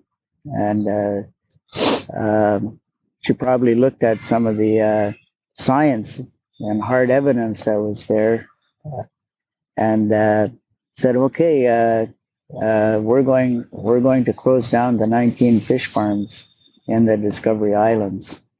And so that raised a whole big concern by Premier Horgan. Well, we weren't, consulted about this, and the fish farmers said this is not fair, and so they were not given enough notice either. So they launched some legal action and got a judge to say that they have a point. You need to really, really consider whether or not you'll allow them to restock their fish farms. And so the Wild Salmon Defenders Alliance, I established an organization called the Wild Salmon Defenders Alliance, together with a lot of other interveners, Indigenous and non-Indigenous. We mounted a political campaign to get her to agree not to restock. So in June 2022, those 19 fish farms are gone. And now what we want to do is to make sure that that she carries through and becomes that emerging champion of wild salmon that we've been looking for at the federal level for so long. And Bernadette Jordan is the person who can do that. And so we're urging her not to renew any of the fish farm licenses that are going to be coming up for renewal in 2022. That's amazing. That's got to feel like such an accomplishment, because it's been 11 years of working towards the same goal. That's right. That's right. And it does take an awful lot of determination to do it. I'm going over on March the 11th. No, not March 11th. July the 11th. To join up with George Kwok's sister Jr. He's a hereditary chief, as well as Arnold Chikite, who's another hereditary chief. Chief Darren Blaney of Halq'eméylem First Nation, and many others from along the coast. They're inviting the river people down there, so I'm going to go down there, and I'm going to be talking with Chief Lara Mussel to see if she'll if our council will approve that I go over there and speak on behalf of Skwah, because I'm a councillor now with Skwah First Nation. So I'm sure that they will, because Skwah First Nation has long been a supporter of getting fish farms out of the water. Yeah. So I'm this things seem to be moving in a good direction, on a number of fronts, and this one that's so dear to my heart. I'm just so happy that things are happening, and I can see that there is a sunset to this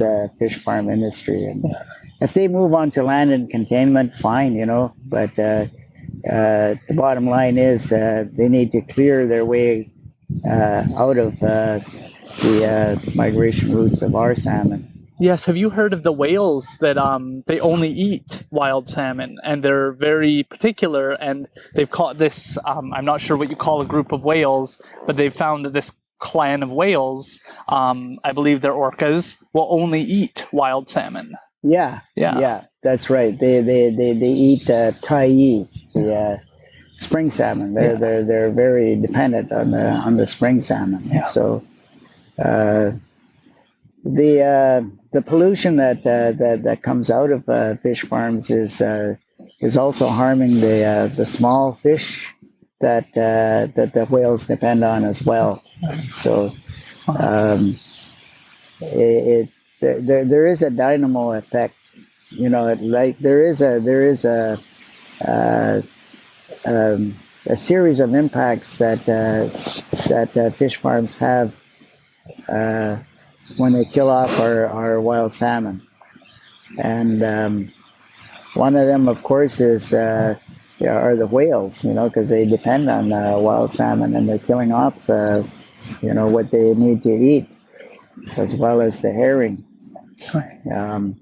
And as the salmon are andronymous. You know, they live in salt water and they live in fresh water. So what happens to the salmon down in on the coast impacts us. Yeah. And what happens up along the rivers impacts our people down there. So we have to be united. Going back to unity, we have to be united on saving something as precious and integral to our spiritual, physical, and cultural well-being.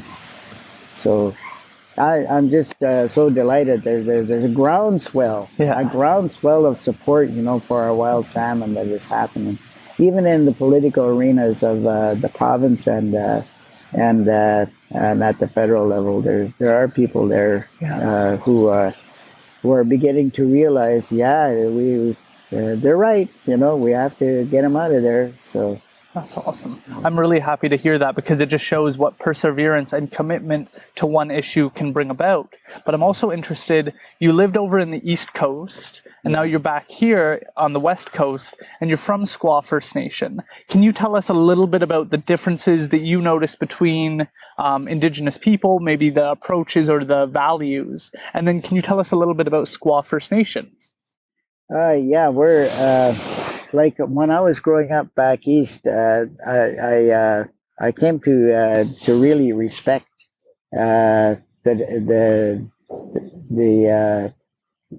what was called the Indian movement at that time. There was the creation of it was a time when all the hard work of some of our heroes, some of our warriors, who were battling to try and to work towards making sure that our unceded territories were addressed, that we had Indigenous rights, we have title to our lands and our what we call today our resources. And growing up in Sept-Îles, Quebec, I didn't know too much about Canadian history because it wasn't taught. And growing up in a bilingual community, I didn't learn as much as I could have had I grown up right in my own territory here. So my heroes in them days were Cochise, it was Red Cloud, it was Sitting Bull, a lot of those leaders who were fighting, for survival during their time. They were my heroes, and then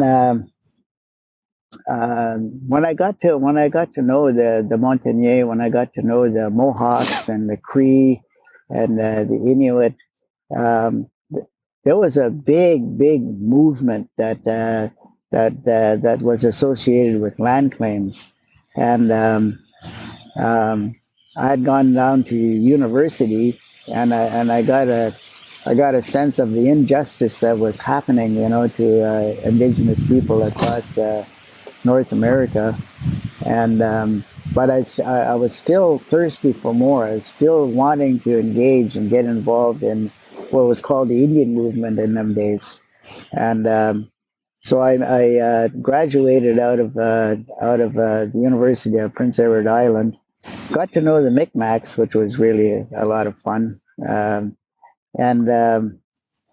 I went back and I got involved with the Métis and non-status Indian movement, and I winded up moving from Sept-Îles to Montreal. And that's where I met my good friend Art Manuel. it was George Manuel's son, right? Okay. And um, he was such an inspiration.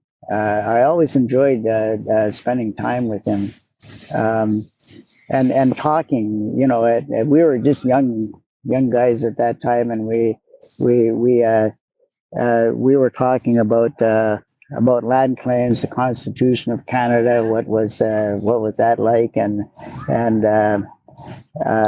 what controls that the federal government had over I guess lands and Indians, and lands reserved for Indians and that kind of stuff.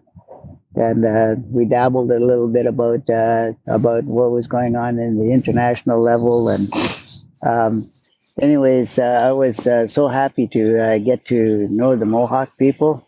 Um, and I went to their longhouse and really paid attention to how disciplined that they were about their prayers, always prayers of gratitude, acknowledging all our relatives, um, and knowing the history of the Mohawks as a very powerful and strong nation, and their philosophy, their laws, really had an influence on even the Constitution of the United States of America. And what I admired them the most was about the rightful place and the good place that men and women had. And I thought it was very, very interesting that the women were the ones who were able to choose who was going to lead them, and they would choose a man to lead them, but the men would have to um, conduct themselves as a good leader. Um, and if the women weren't satisfied, they could take that leadership away and give it to somebody else. So yeah, I was very impressed with the role of the grandmothers, the role of the matriarchs within the Mohawk community. Could you just elaborate a little bit more? Because I think that, and I've mentioned this a few times, that I think our Western culture really doesn't value seniors or the elders properly. And I had the opportunity to interview Spencer Huskin, who's a sociologist, and he kind of lined that up with our capitalistic approach to everything, is that once you're no longer in the workforce, once you're no longer contributing, that is why we kind of have this approach with seniors. Because during COVID, we definitely saw seniors' homes not get the care that I think they absolutely deserved to have. And Indigenous culture is almost the exact opposite. And I'm so proud to be able to say that, because there is, from a very early age, this respect for elders and this honor for elders that Western culture just doesn't have even a little bit in comparison to Indigenous culture. Like, as a Native court worker, I worked with clients who were in custody.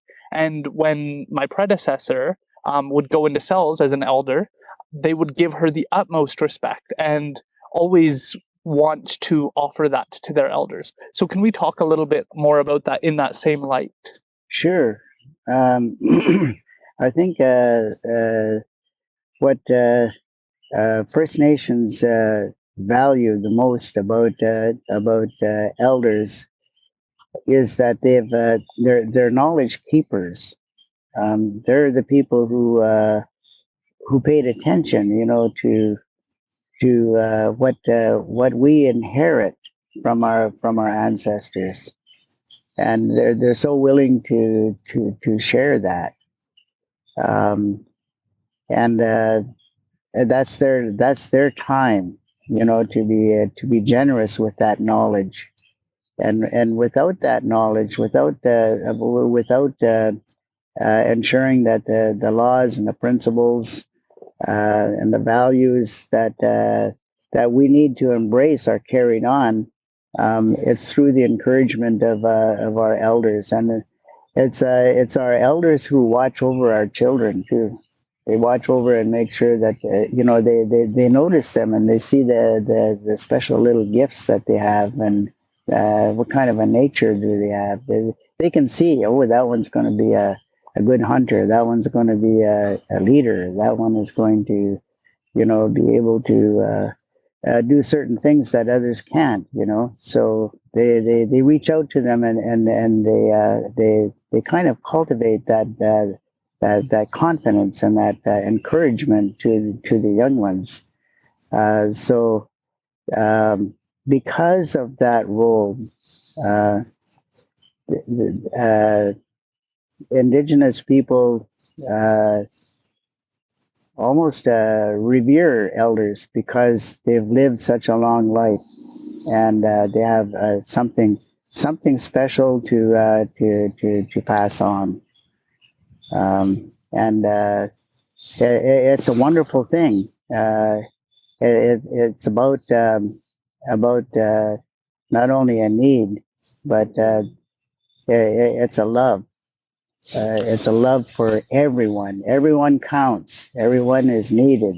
Everyone belongs. Everyone has a role, and to ensure that that elders are included and are looked to, for the knowledge and the wisdom that they have. We have that practice of ensuring that their needs are taken care of. They're looked to. Their words and their feelings and their knowledge is all taken in, with a great deal of respect. And that's why our young ones are taught to go to our elders and make sure that they're okay. Bring them water, bring them food, take good, loving care of them, and actually not just that, but to actually sit down and spend time with them, right? Exactly. Because that's the most meaningful thing that you can give to a human being, is paying good attention to them. I couldn't agree more. That's really what this podcast is about, is being able to give the space for someone to actually share their stories in a full way. And I just recently lost my grandmother, Dorothy Kennett, and she took my mom in from Kokalitsa. She was a nurse there, and she took her in and raised her as part of her family, even though they weren't biologically related. And with COVID, I didn't get to spend as much time as I would have liked, because for me, over these past few years, I feel like I've really gotten to wake up and start to see my role in all of this. In Chilliwack in the Fraser Valley in BC, and start to want to work towards that. And one of my biggest regrets is not being able to share this with her and get her feedback. And so the only way I am able to carry forward is knowing that my grandmother, Rita Pete, she faced Indian residential school, and I cannot imagine the endurance you had to have to go through those experiences and choose to have children after that. And then my mother, has a disability, and her willingness to carry on and take parenting classes and to want to do better for me, and seeing my grandmother, Dorothy Kennett, who took my mother in and was willing to do that and then to help raise me. I feel this immense responsibility to them, this to carry on their legacy, to carry on this willingness to endure probably hell and try and pass better messages forward, and to try and move forward despite all of the atrocities and all of the horrendous ways they were treated, to try and do better based on them putting me on better footing. Because with my undergraduate degree, and now I'm the first in my Indigenous community, Chihuahua, to get a law degree, or at least be working towards that, I feel this this opportunity to continue to represent these people who played such a pivotal role in my life, and to know that they made sacrifices so I could be where I am today. And so it's humbling, and it's exactly what you said. It's a purpose. It's somewhere where, even though people don't know the work that goes in behind the scenes to put this together, that I know it's all worth it, because I get to continue on with what these people before me carried, and now it's my turn to carry the water forward, and to try and help everybody move forward in a better direction. And one of the ways I see that is bringing awareness and light to you, because I'm sure that there are a lot of people who feel they lack knowledge or wisdom or someone to talk to. And so being able to hear from someone like yourself is so important to me, because it's something that I missed out on. And it's something that I know a lot of people miss out on by not knowing how to connect or how to approach or how to send the email. And people fall into this and then they miss out on everything that we've gotten to talk about so far and be able to grow from that. And so I really appreciate the value that Indigenous culture puts on elders, because it's also putting weight on history.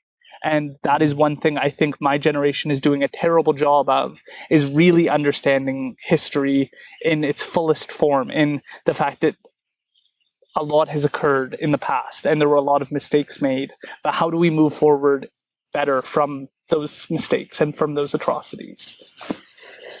You know, what you said is so profound. It's a beautiful. It's so good to hear you speak that way, because that's kind of how we need to be. Whenever we come to know our family, to come to know our roots, it's our family and our culture and our spirituality that is medicine to us. And those who have gone on before, and we haven't had enough time to spend with them, we talk with others who knew them, right? And they tell us stories about their life and what they were like. And there's a lot of funny stories. There's a lot of wisdom. There's a lot of just a lot of a richness of their life that only people from different, parts of our community who witnessed and have spent time with ones who have gone on before, they carry a little bit of their spirit. And then when they get together and they have these fond memories of this person, they can put it back together again as a little package and really honor them, for how they were or what they left behind, what kind of light did they leave behind, and you feel good, you feel happy, once you know what goodness they left behind. And I can see that in how you expressed all that. So it's like maybe somebody who you were close to. Like I was very close to my sister, Ethel Gardner. Yeah. She was given a name by the elders called Stalamathet, and that means a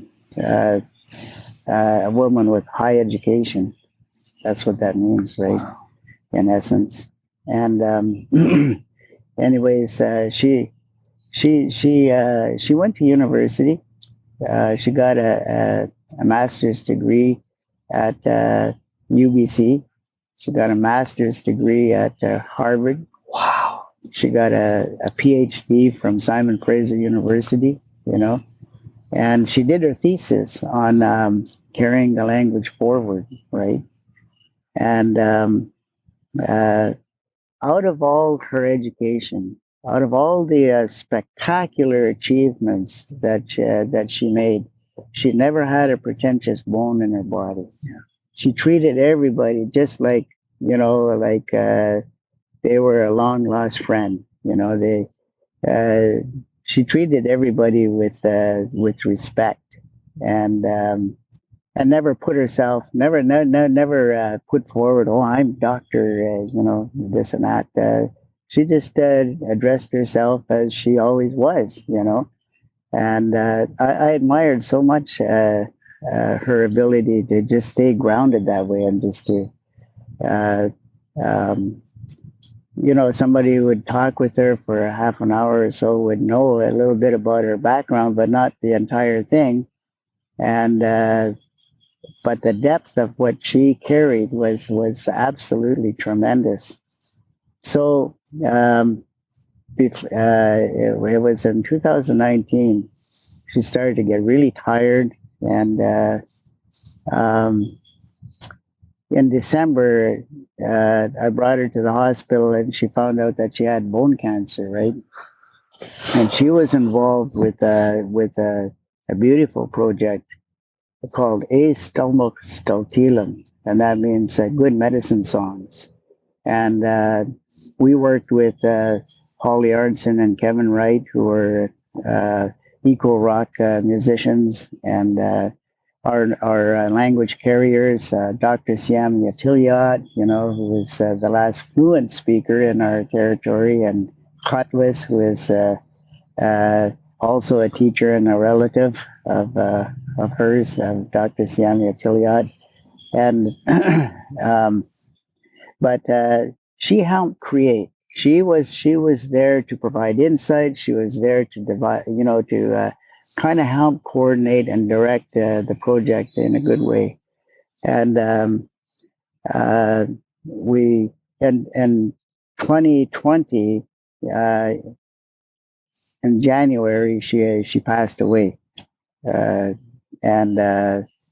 it was very sad, but we had to carry on, and we we organized um, a showcase of the four songs that we created, and she was such an important part of it. Yeah. There was Shwili, Life Spirit, Halq'eméylem, Cedar Trees, Skwah, Sacred Salmon, and Tlithlake, which is Mount Chiam, where the water springs.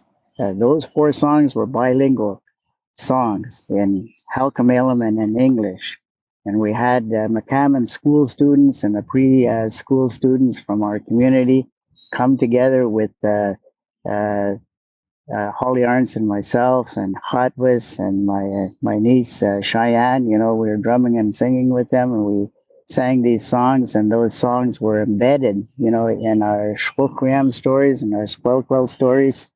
And the school district number 33, Brenda Point, she had helped ensure that was included in the curriculum of school district number 33 at that level now. So it was such a great celebration. But we all those who come to know Ethel and were involved in that project, our family, we made a commitment with ourselves that she was such a powerful force, for the revitalization of our Halq'eméylem language, that we committed ourselves to whatever we do for the language, we'll do it in honor of Ethel. That is beautiful, and you have been working on that. So can you share a little bit about your work with the University of the Fraser Valley? Because I know you're an elder in residence there, and one of your tasks is to carry on the Halq'eméylem language. Yes, I'm so happy to and honored to be an elder at the University of the Fraser Valley. They're continuing to foster a really good positive relationship with the Stalo people, and of course they have included in their education program 4 levels of Halq'eméylem that take people to moving towards intermediate fluency, and that's what I have. I have the intermediate fluency. I've been working with Siamia Tiliad in the early days. We had Satsluquat, Elizabeth Hurling, Tiliathowit. Um, she's from Matsqui and Huialamat. You know Huialamat? No. She's um, uh, one of the guitarist elders. Joanne Hughes, you know her? Joanne Hughes. She's the daughter of Huialamat. Anyway, and then there was Yamalat, these were all very active elders who passed on the language to us, and then Siamia Tiliot, who was honored at the university um, for her lifelong dedication to the Halq'eméylem language. And so now she's Dr. Siamia Tiliot. And we're just so happy that she's the wealth of our language here in the Fraser Valley. And she's looked to, and she tries to be as generous as she can, to help people learn the language, get involved with tools, to help push the language forward. So um, I'm a teacher of the language. I like to teach my family the language. So every week, I have family members go on Zoom, and I put up different teaching tools on online, on the Zoom, and we go over teaching. I teach people how to introduce themselves in our language. I teach them some prayers, that they can say in our language, and you can see how it just brightens up their day, just to learn, how can they're just so thirsty for the language. It's incredible, and but we always do it in honor of Ethel. Yeah. We say, yeah, this word, these phrases, these words, these prayers, we have them now. They're never going away, and this is the language that we're carrying on, and the Indian residential school can't take that away from us. We're going to keep it, and we're going to pass it on. We're going to teach whoever else, and our families and our circles who want to learn the language. So That's so beautiful, and it's something that I think I'm glad to hear, because we talk a lot, and I obviously rightfully so, about Indian residential schools, the 60 scoop colonization, but I don't think we talk enough about how we're not down and out.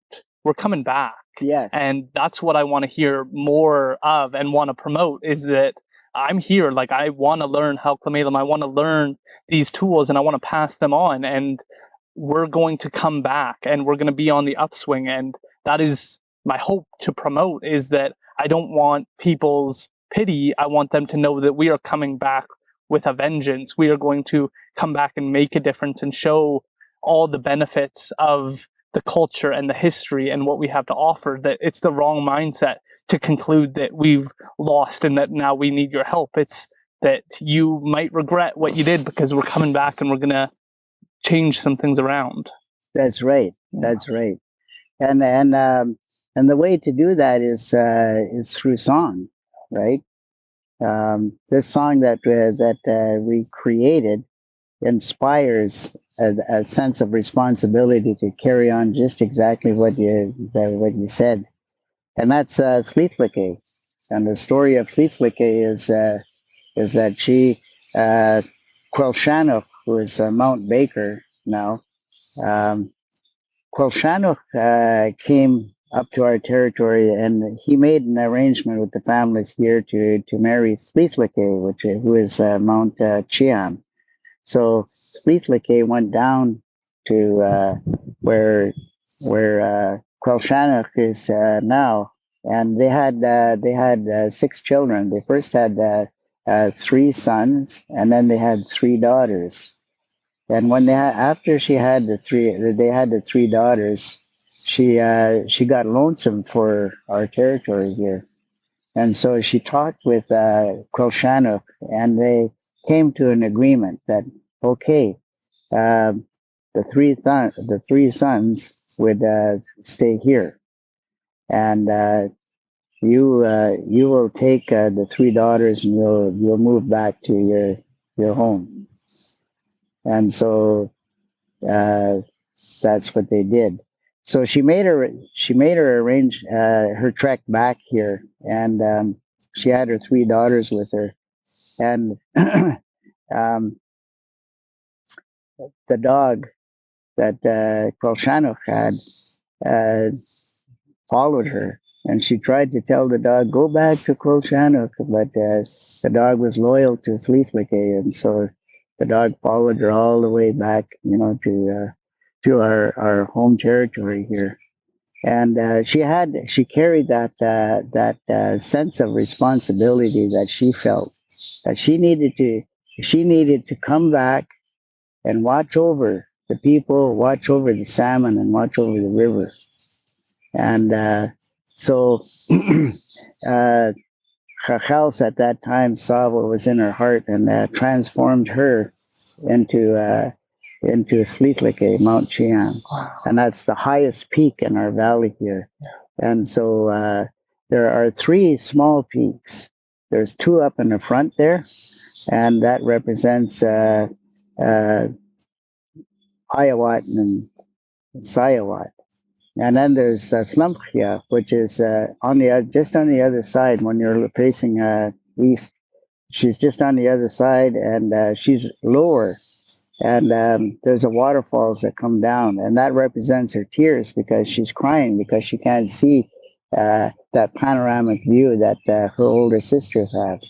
So and then Dog Mountain is the head of a dog, that you see, just behind Fleetlickay.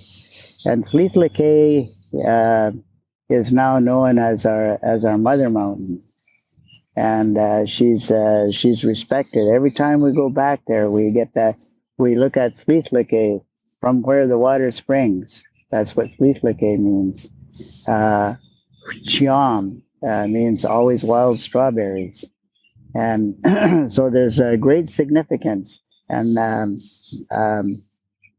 when we think about her leaving her husband and her three sons down there and coming up here because she wanted to watch over, the salmon, the cedar, and the water, the river.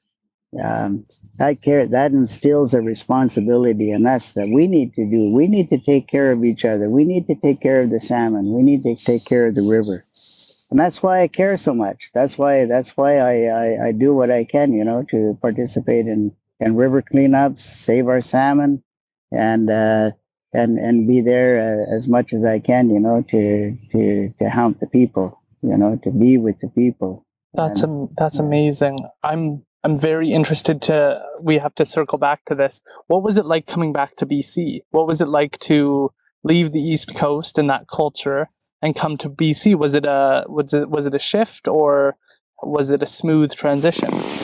It was it was answer to a longing that I had, because when I was living out in the East, I admired the Cree and the Mi'kmaq and the Mohawks and the Abenaki. I learned a lot from them about their songs and their dances, their values, their history, and all that. But I felt like I was still out of place, right? Because I wasn't Mohawk or Cree or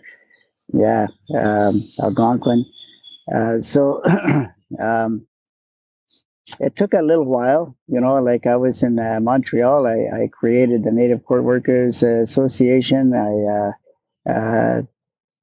helped create that. I helped create the Native Friendship Center there and the Provincial Association of Friendship Centers. And what were those experiences like? They were dynamic. They were very, very involved, and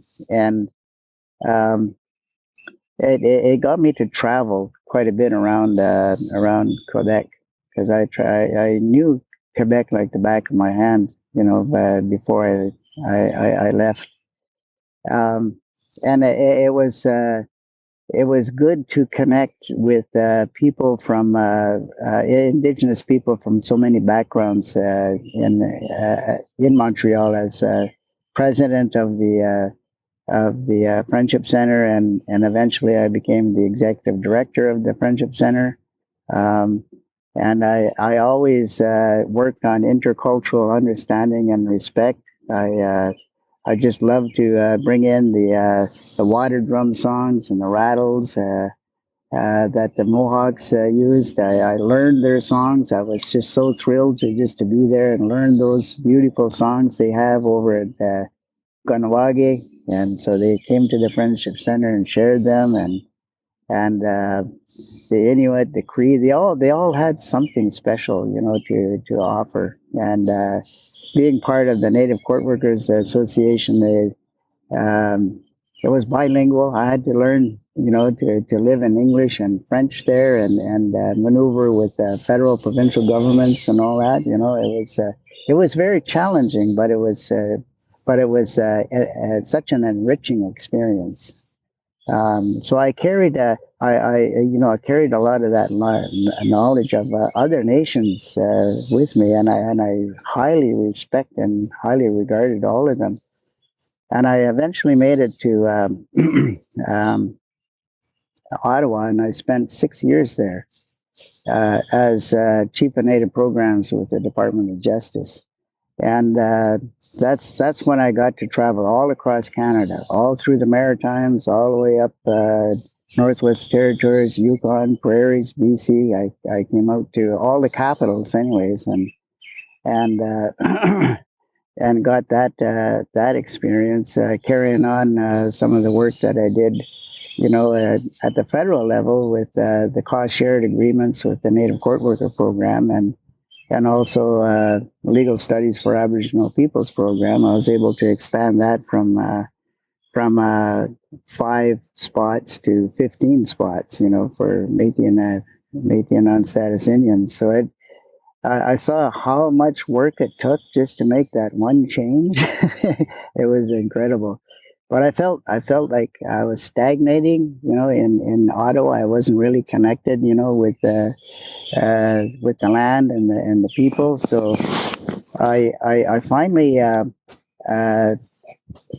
uh, made it back after 6 years in Ottawa. I made it back to Lytton First Nation. I was there as band manager, um, and it was a beautiful, beautiful time. They were doing a lot of work to save the Stein Valley and everything.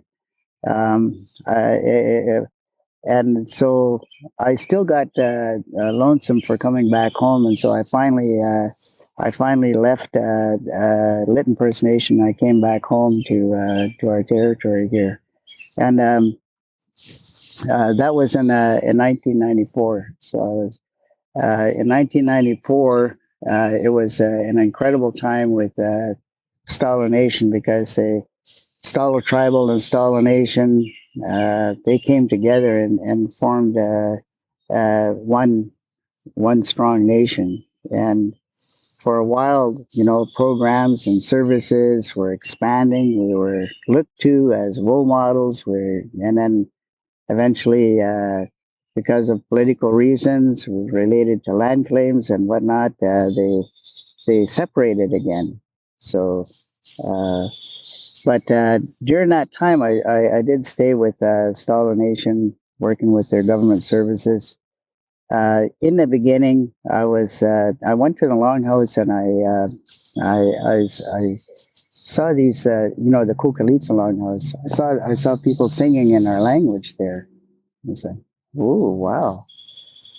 That felt so good to me, to hear our language being sung. I was thrilled to hear that, and so I went over to Tsile Yakovet and I said, "Hey," I said, "you guys are singing in our language. That is awesome." She said, "Don't you know how to sing in our language?" I said, "No." I said, "Well, you should learn." So I said, "Okay." I said, "How do you do that?" So she told me about the movement, that was afoot at that time, to have our more of our people get fully engaged with learning the language, with the goal of being teachers, in our language. Wow, that was a big undertaking. So I thought, okay, so I did.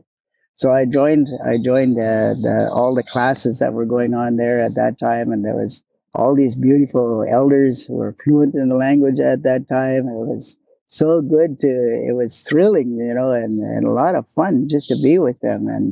And they were so patient with us. we in the beginning, of course, and had that strong English accent, learning the language and everything. But they were so patient about teaching us the correct pronunciation. They worked with linguists, to develop tools, to help us carry on the language in the right way.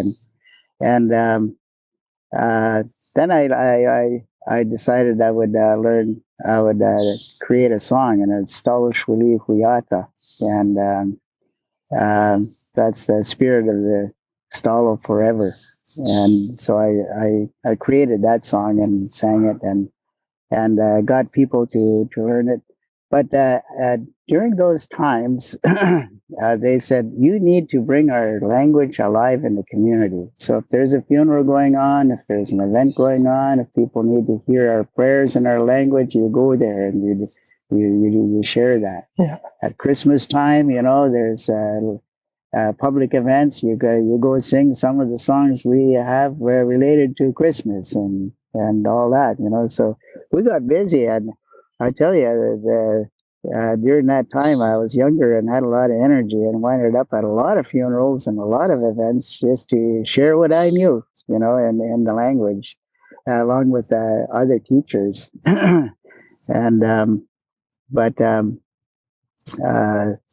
of course, you get busy with a lot of other things. I never ever really left the language, but some of my attention went to some of the other priorities, like saving our wild salmon and uh, but I kept on staying connected with elders and linguists, and took some linguistic courses, and kept with the language. So I feel like I'm growing in the language now. It's good to continue to teach our language, but being in our territory, I never had any songs come to me until I went to the water, and I finally got those songs I talked to you about. One was the Four Direction songs, and then I got an Eagle song, and then later on I got a healing song and a Raven song. So it's only because we connect with our ancestors through song. Yeah. We connect to them through our language. Yeah. And I learned so much, so many teachings, of our people, our laws and our principles, our values from learning the language. And yes, Dr. Siamia Tiliot, she is such a powerful motivator. She says something that just resonates with your soul. It goes deep. She said, Eddie, our land is lonesome for the language. We need our land needs to hear the language more. Wow, that really woke me up to a whole new level. I said, yeah, okay, so I got to go out and I got to. I really have to do my part, to pass on the language and make it alive in the community. So I do it with my family. I do it with our community. We have a vision statement, that I got Siamia Tiliad to fully translate for us and everything. So it's just something that is inspiring, and I will continue to do my part. That's absolutely amazing. I absolutely understand it's getting very hot. I'm hoping that you can quickly share with us a little bit about the sweat lodges that you've run. Sure. And then we can wrap this up. For those of you who don't know, it's supposed to be a hot day on record, and so it is getting a little bit hot. So please, if you could share that with us. You betcha. In our territory, we had what is called a katusto, and that is a sweat lodge hut, and it was a small dome, where our people would build by the river, and we'd go in there for purification. We'd go in there to cleanse and renew ourselves, just as one person. And they would cover, the dome, the small dome that would be made out of willow boughs or maple. the vows, and hot stones would be brought in and close the door, and prayers would be made, songs would be sung, and then you'd open the door for the 4 rounds, and you'd go in the water and come out all nice and refreshed, and go back in and just release, just let go of all those things that aren't good for your higher self, and when you're finished with that, then you become whole again, you become renewed again, and you can make a nice new fresh start. So nowadays, people are thirsty, for sweat lodge, and they want there's a desire now for more communal sweat lodges. So there are sweat lodges now for men, for women, for young ones, for co-ed, for Indigenous and non-Indigenous. So there's such a huge need and a thirst, for this spiritual practice that helps people, restore themselves, purify themselves. So we have these sweat lodges now at different places across North America, and of course in British Columbia there are people who are sweat lodge keepers, and my uncle Terry is one of them.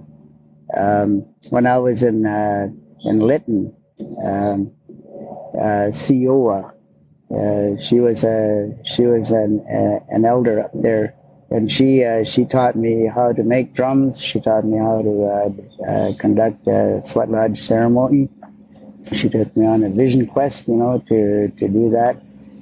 And then I went to other sweat lodge keepers, and I learned, from them how they do ceremony. And I learned that if you're a sweat lodge keeper, you go by those teachings, you go by those practices that resonate with you, and make sure that that you follow all the proper protocols for it, and the power of the purification ceremonies will do its magic, healing you on those 4 levels: mentally, emotionally, physically, and spiritually. And so I created a sweat lodge. I used to do a sweat lodge ceremony with my uncle Terry out in Skokow. And he used to invite the students from the university and the faculty from the university to come and benefit from Sweat Lodge if it resonated with them.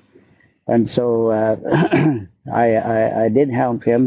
He had some community sweat lodges there as well, and so I learned a lot from him. I was his helper, and as a helper, you start the fire, you cover the lodge, you do all the preparations that are necessary, and then Uncle Terry would come and he would conduct the ceremony.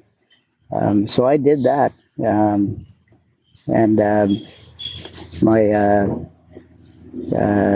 my other relative, Shirley Hardman, my cousin, she ran sweat lodges too. So I learned from her as well, right? And so the sweat lodge was moved from Skokow over to Stalo Nation, and then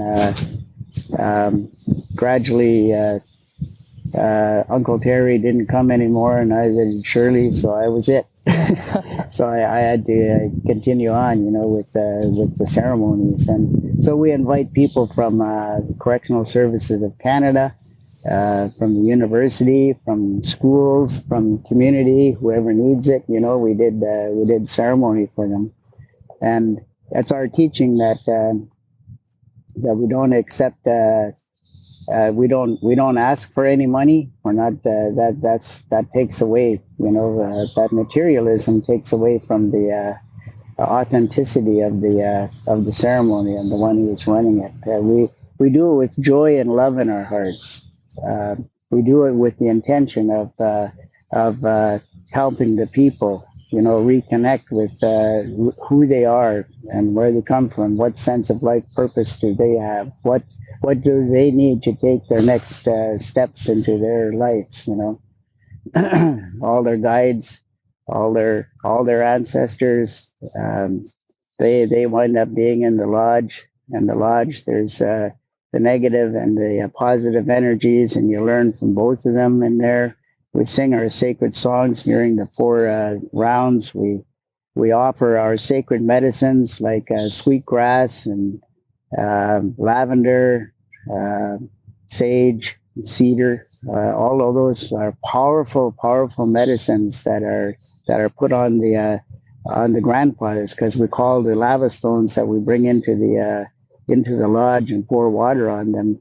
The steam rises up, and everybody gets a purification from that, and a connection with the spirit, because we're all spirits. We all sit in a circle as spirits, and we develop these tobacco ties. We make these tobacco ties at the beginning of ceremony, and it's for the 6 directions and the forgotten ones. And so we pass those tobacco ties around so people can put their prayers in it, and we put them up on top of the lodge inside, so that there's a place for the ancestors to watch over us, and to pass on any guidance, any love, any all the things that they have to offer to help the people with what they're going through. You know, they're emotionally disturbed, and they help them with that. If they need help, you know, with some physical healing, the purification helps with that. Mentally, if they're mixed up and confused, then the ceremony helps them clear their mind so they can think straight and come out, you know, with full of grace, upright and strong, you know, to continue their next steps into their lives. So I think that in our territory there are some, but there doesn't seem to be enough sweat lodge carriers.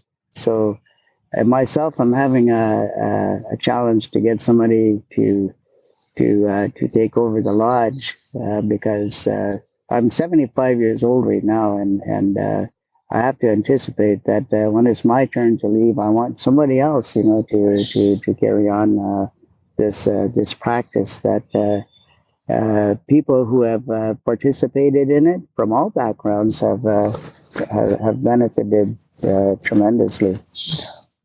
And like I mentioned before, we ask people to respect the protocols, you know, that are there, and there are so many teachings that come with the sweat lodge. Sometimes we do pipe ceremonies, you know, before we begin the first round. Some people do it in the 3rd round, in the last round. It's really important for us to know the significance of pipe ceremony and sweat lodge purification. It's important for people to have that understanding, so that of all the steps that it takes, you know, to do ceremonies, so that when they participate in it, then they know what to do. They don't feel backwards. They don't feel like, oh, I don't understand. They go with good intentions. You have to go in with good intentions and good thoughts and good feelings, you know, so that when you go in, you'll get what you need. So sweat lodge is very, very sacred. The first round is always about taking care of yourself, you know, cleansing yourself, because if they say if you don't know how to take care of yourself, if you don't love yourself, if you don't respect yourself and feel worthy, then you can't take good care of anybody else, right? Yeah. And so the second round is to honor women. It's to honor all the feminine energies of the universe. And the first round, of course, is the eagle in the east, asking for medicine, asking for good things to come to help you make a new beginning. The second round is to help you reconnect with the feminine energies, and then the third round is the round for the men and all the masculine energies, and the Thunderbird spirits come in at that round, and the bear spirit visits us, and that kind of thing. And then we go to the north, and that's the direction of generosity. It's the happy round. Everybody feels good because they return to a state of wholeness, through ceremony, and you get the teachings of like, yeah, and so we greatly benefit from the ceremony.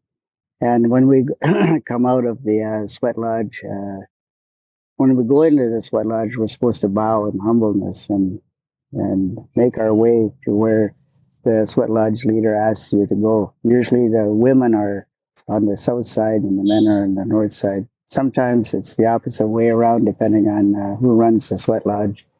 And there's a fire keeper who has to be there and make sure that the grandfathers are all heated up. And there's a path between the fire, the sacred fire, and the lodge. The sacred fire represents the grandfathers, and the fire that's all masculine energy, and the path is a sacred path from the fire to the lodge. When the stones are brought in and they're put in the center, the people in the lodge welcome, the grandfather to come in and be there. And the willow boughs are constructed in a way that honors the four directions, and the willow boughs represent um, a feminine energy because they're really, really connected to the water spirits. The willow boughs are the ones that can last a long time without water. And and then when we bring the sacred water in, the water spirits are a feminine energy as well. So yeah, you continue to have that balance of masculine and feminine energies in ceremony with the sweat lodge. So people ask questions about the sweat lodge. That's fair. That's good. The sweat lodge keeper has to ensure that whoever comes, they need to inform the sweat lodge keeper about any ailments that they may have, any problems that they have. And sometimes they bring tobacco, to the sweat lodge and ask for special prayers. And so that is given sometimes as well. So so like I said, there's that and so much more to learn about the sweat lodge. But it's a really good ceremony, and I'm honored to have learned, from sweat lodge keepers to how to do ceremony like that. And I'm still committed to making sure that we can have a sweat lodge that can even be conducted during a fire ban, because we have a big oven, Right. to contain the fire, right? And then we have a nice cover for the lodge, and we want to move the sweat lodge to an area that doesn't have any bathroom facilities. So we want a little structure there, that would have bathroom facilities, a change room, a place for to warm up some food, and a little dining area. Yeah. So that all the needs, for the those who participate will be taken care of. So that's what I have. That's my vision for our sweat lodge grounds at Skwah. That sounds brilliant. And I think that you talking about it just shows the richness of the culture that I don't think gets talked about enough. It frustrates me to know that we say Indigenous culture, it's always said Indigenous culture, but having you describe it really helps show the depths of the culture and the meaning behind why you do what you do and the meaning behind why people get such a benefit out of it. Because as a Native court worker, I got to see a lot of those benefits. And so I'd like to offer an open invitation to you anytime you want to come on the podcast and share more about these cultural teachings. Anytime you want, it can be next week, it can be in 6 months, whenever works for you, because I really think that the information you're sharing is timeless and really lacking in our culture right now. So I'd really like to thank you for taking the time to share so much knowledge and so much wisdom about the rich history of Indigenous people and making it accessible for so many people. Well, thank you very much for that invitation, and perhaps when we get our vision for our Skwah community, Skwah Lodge grounds all in place there, I can invite you there, and we can maybe do a podcast there. That would be absolutely amazing. I'd love that. Wonderful. Thank you very much, Aaron. Thank you for enduring this heat. I know it's getting very hot, and thank you to the listeners for tuning in. Thank you very much. Thank you.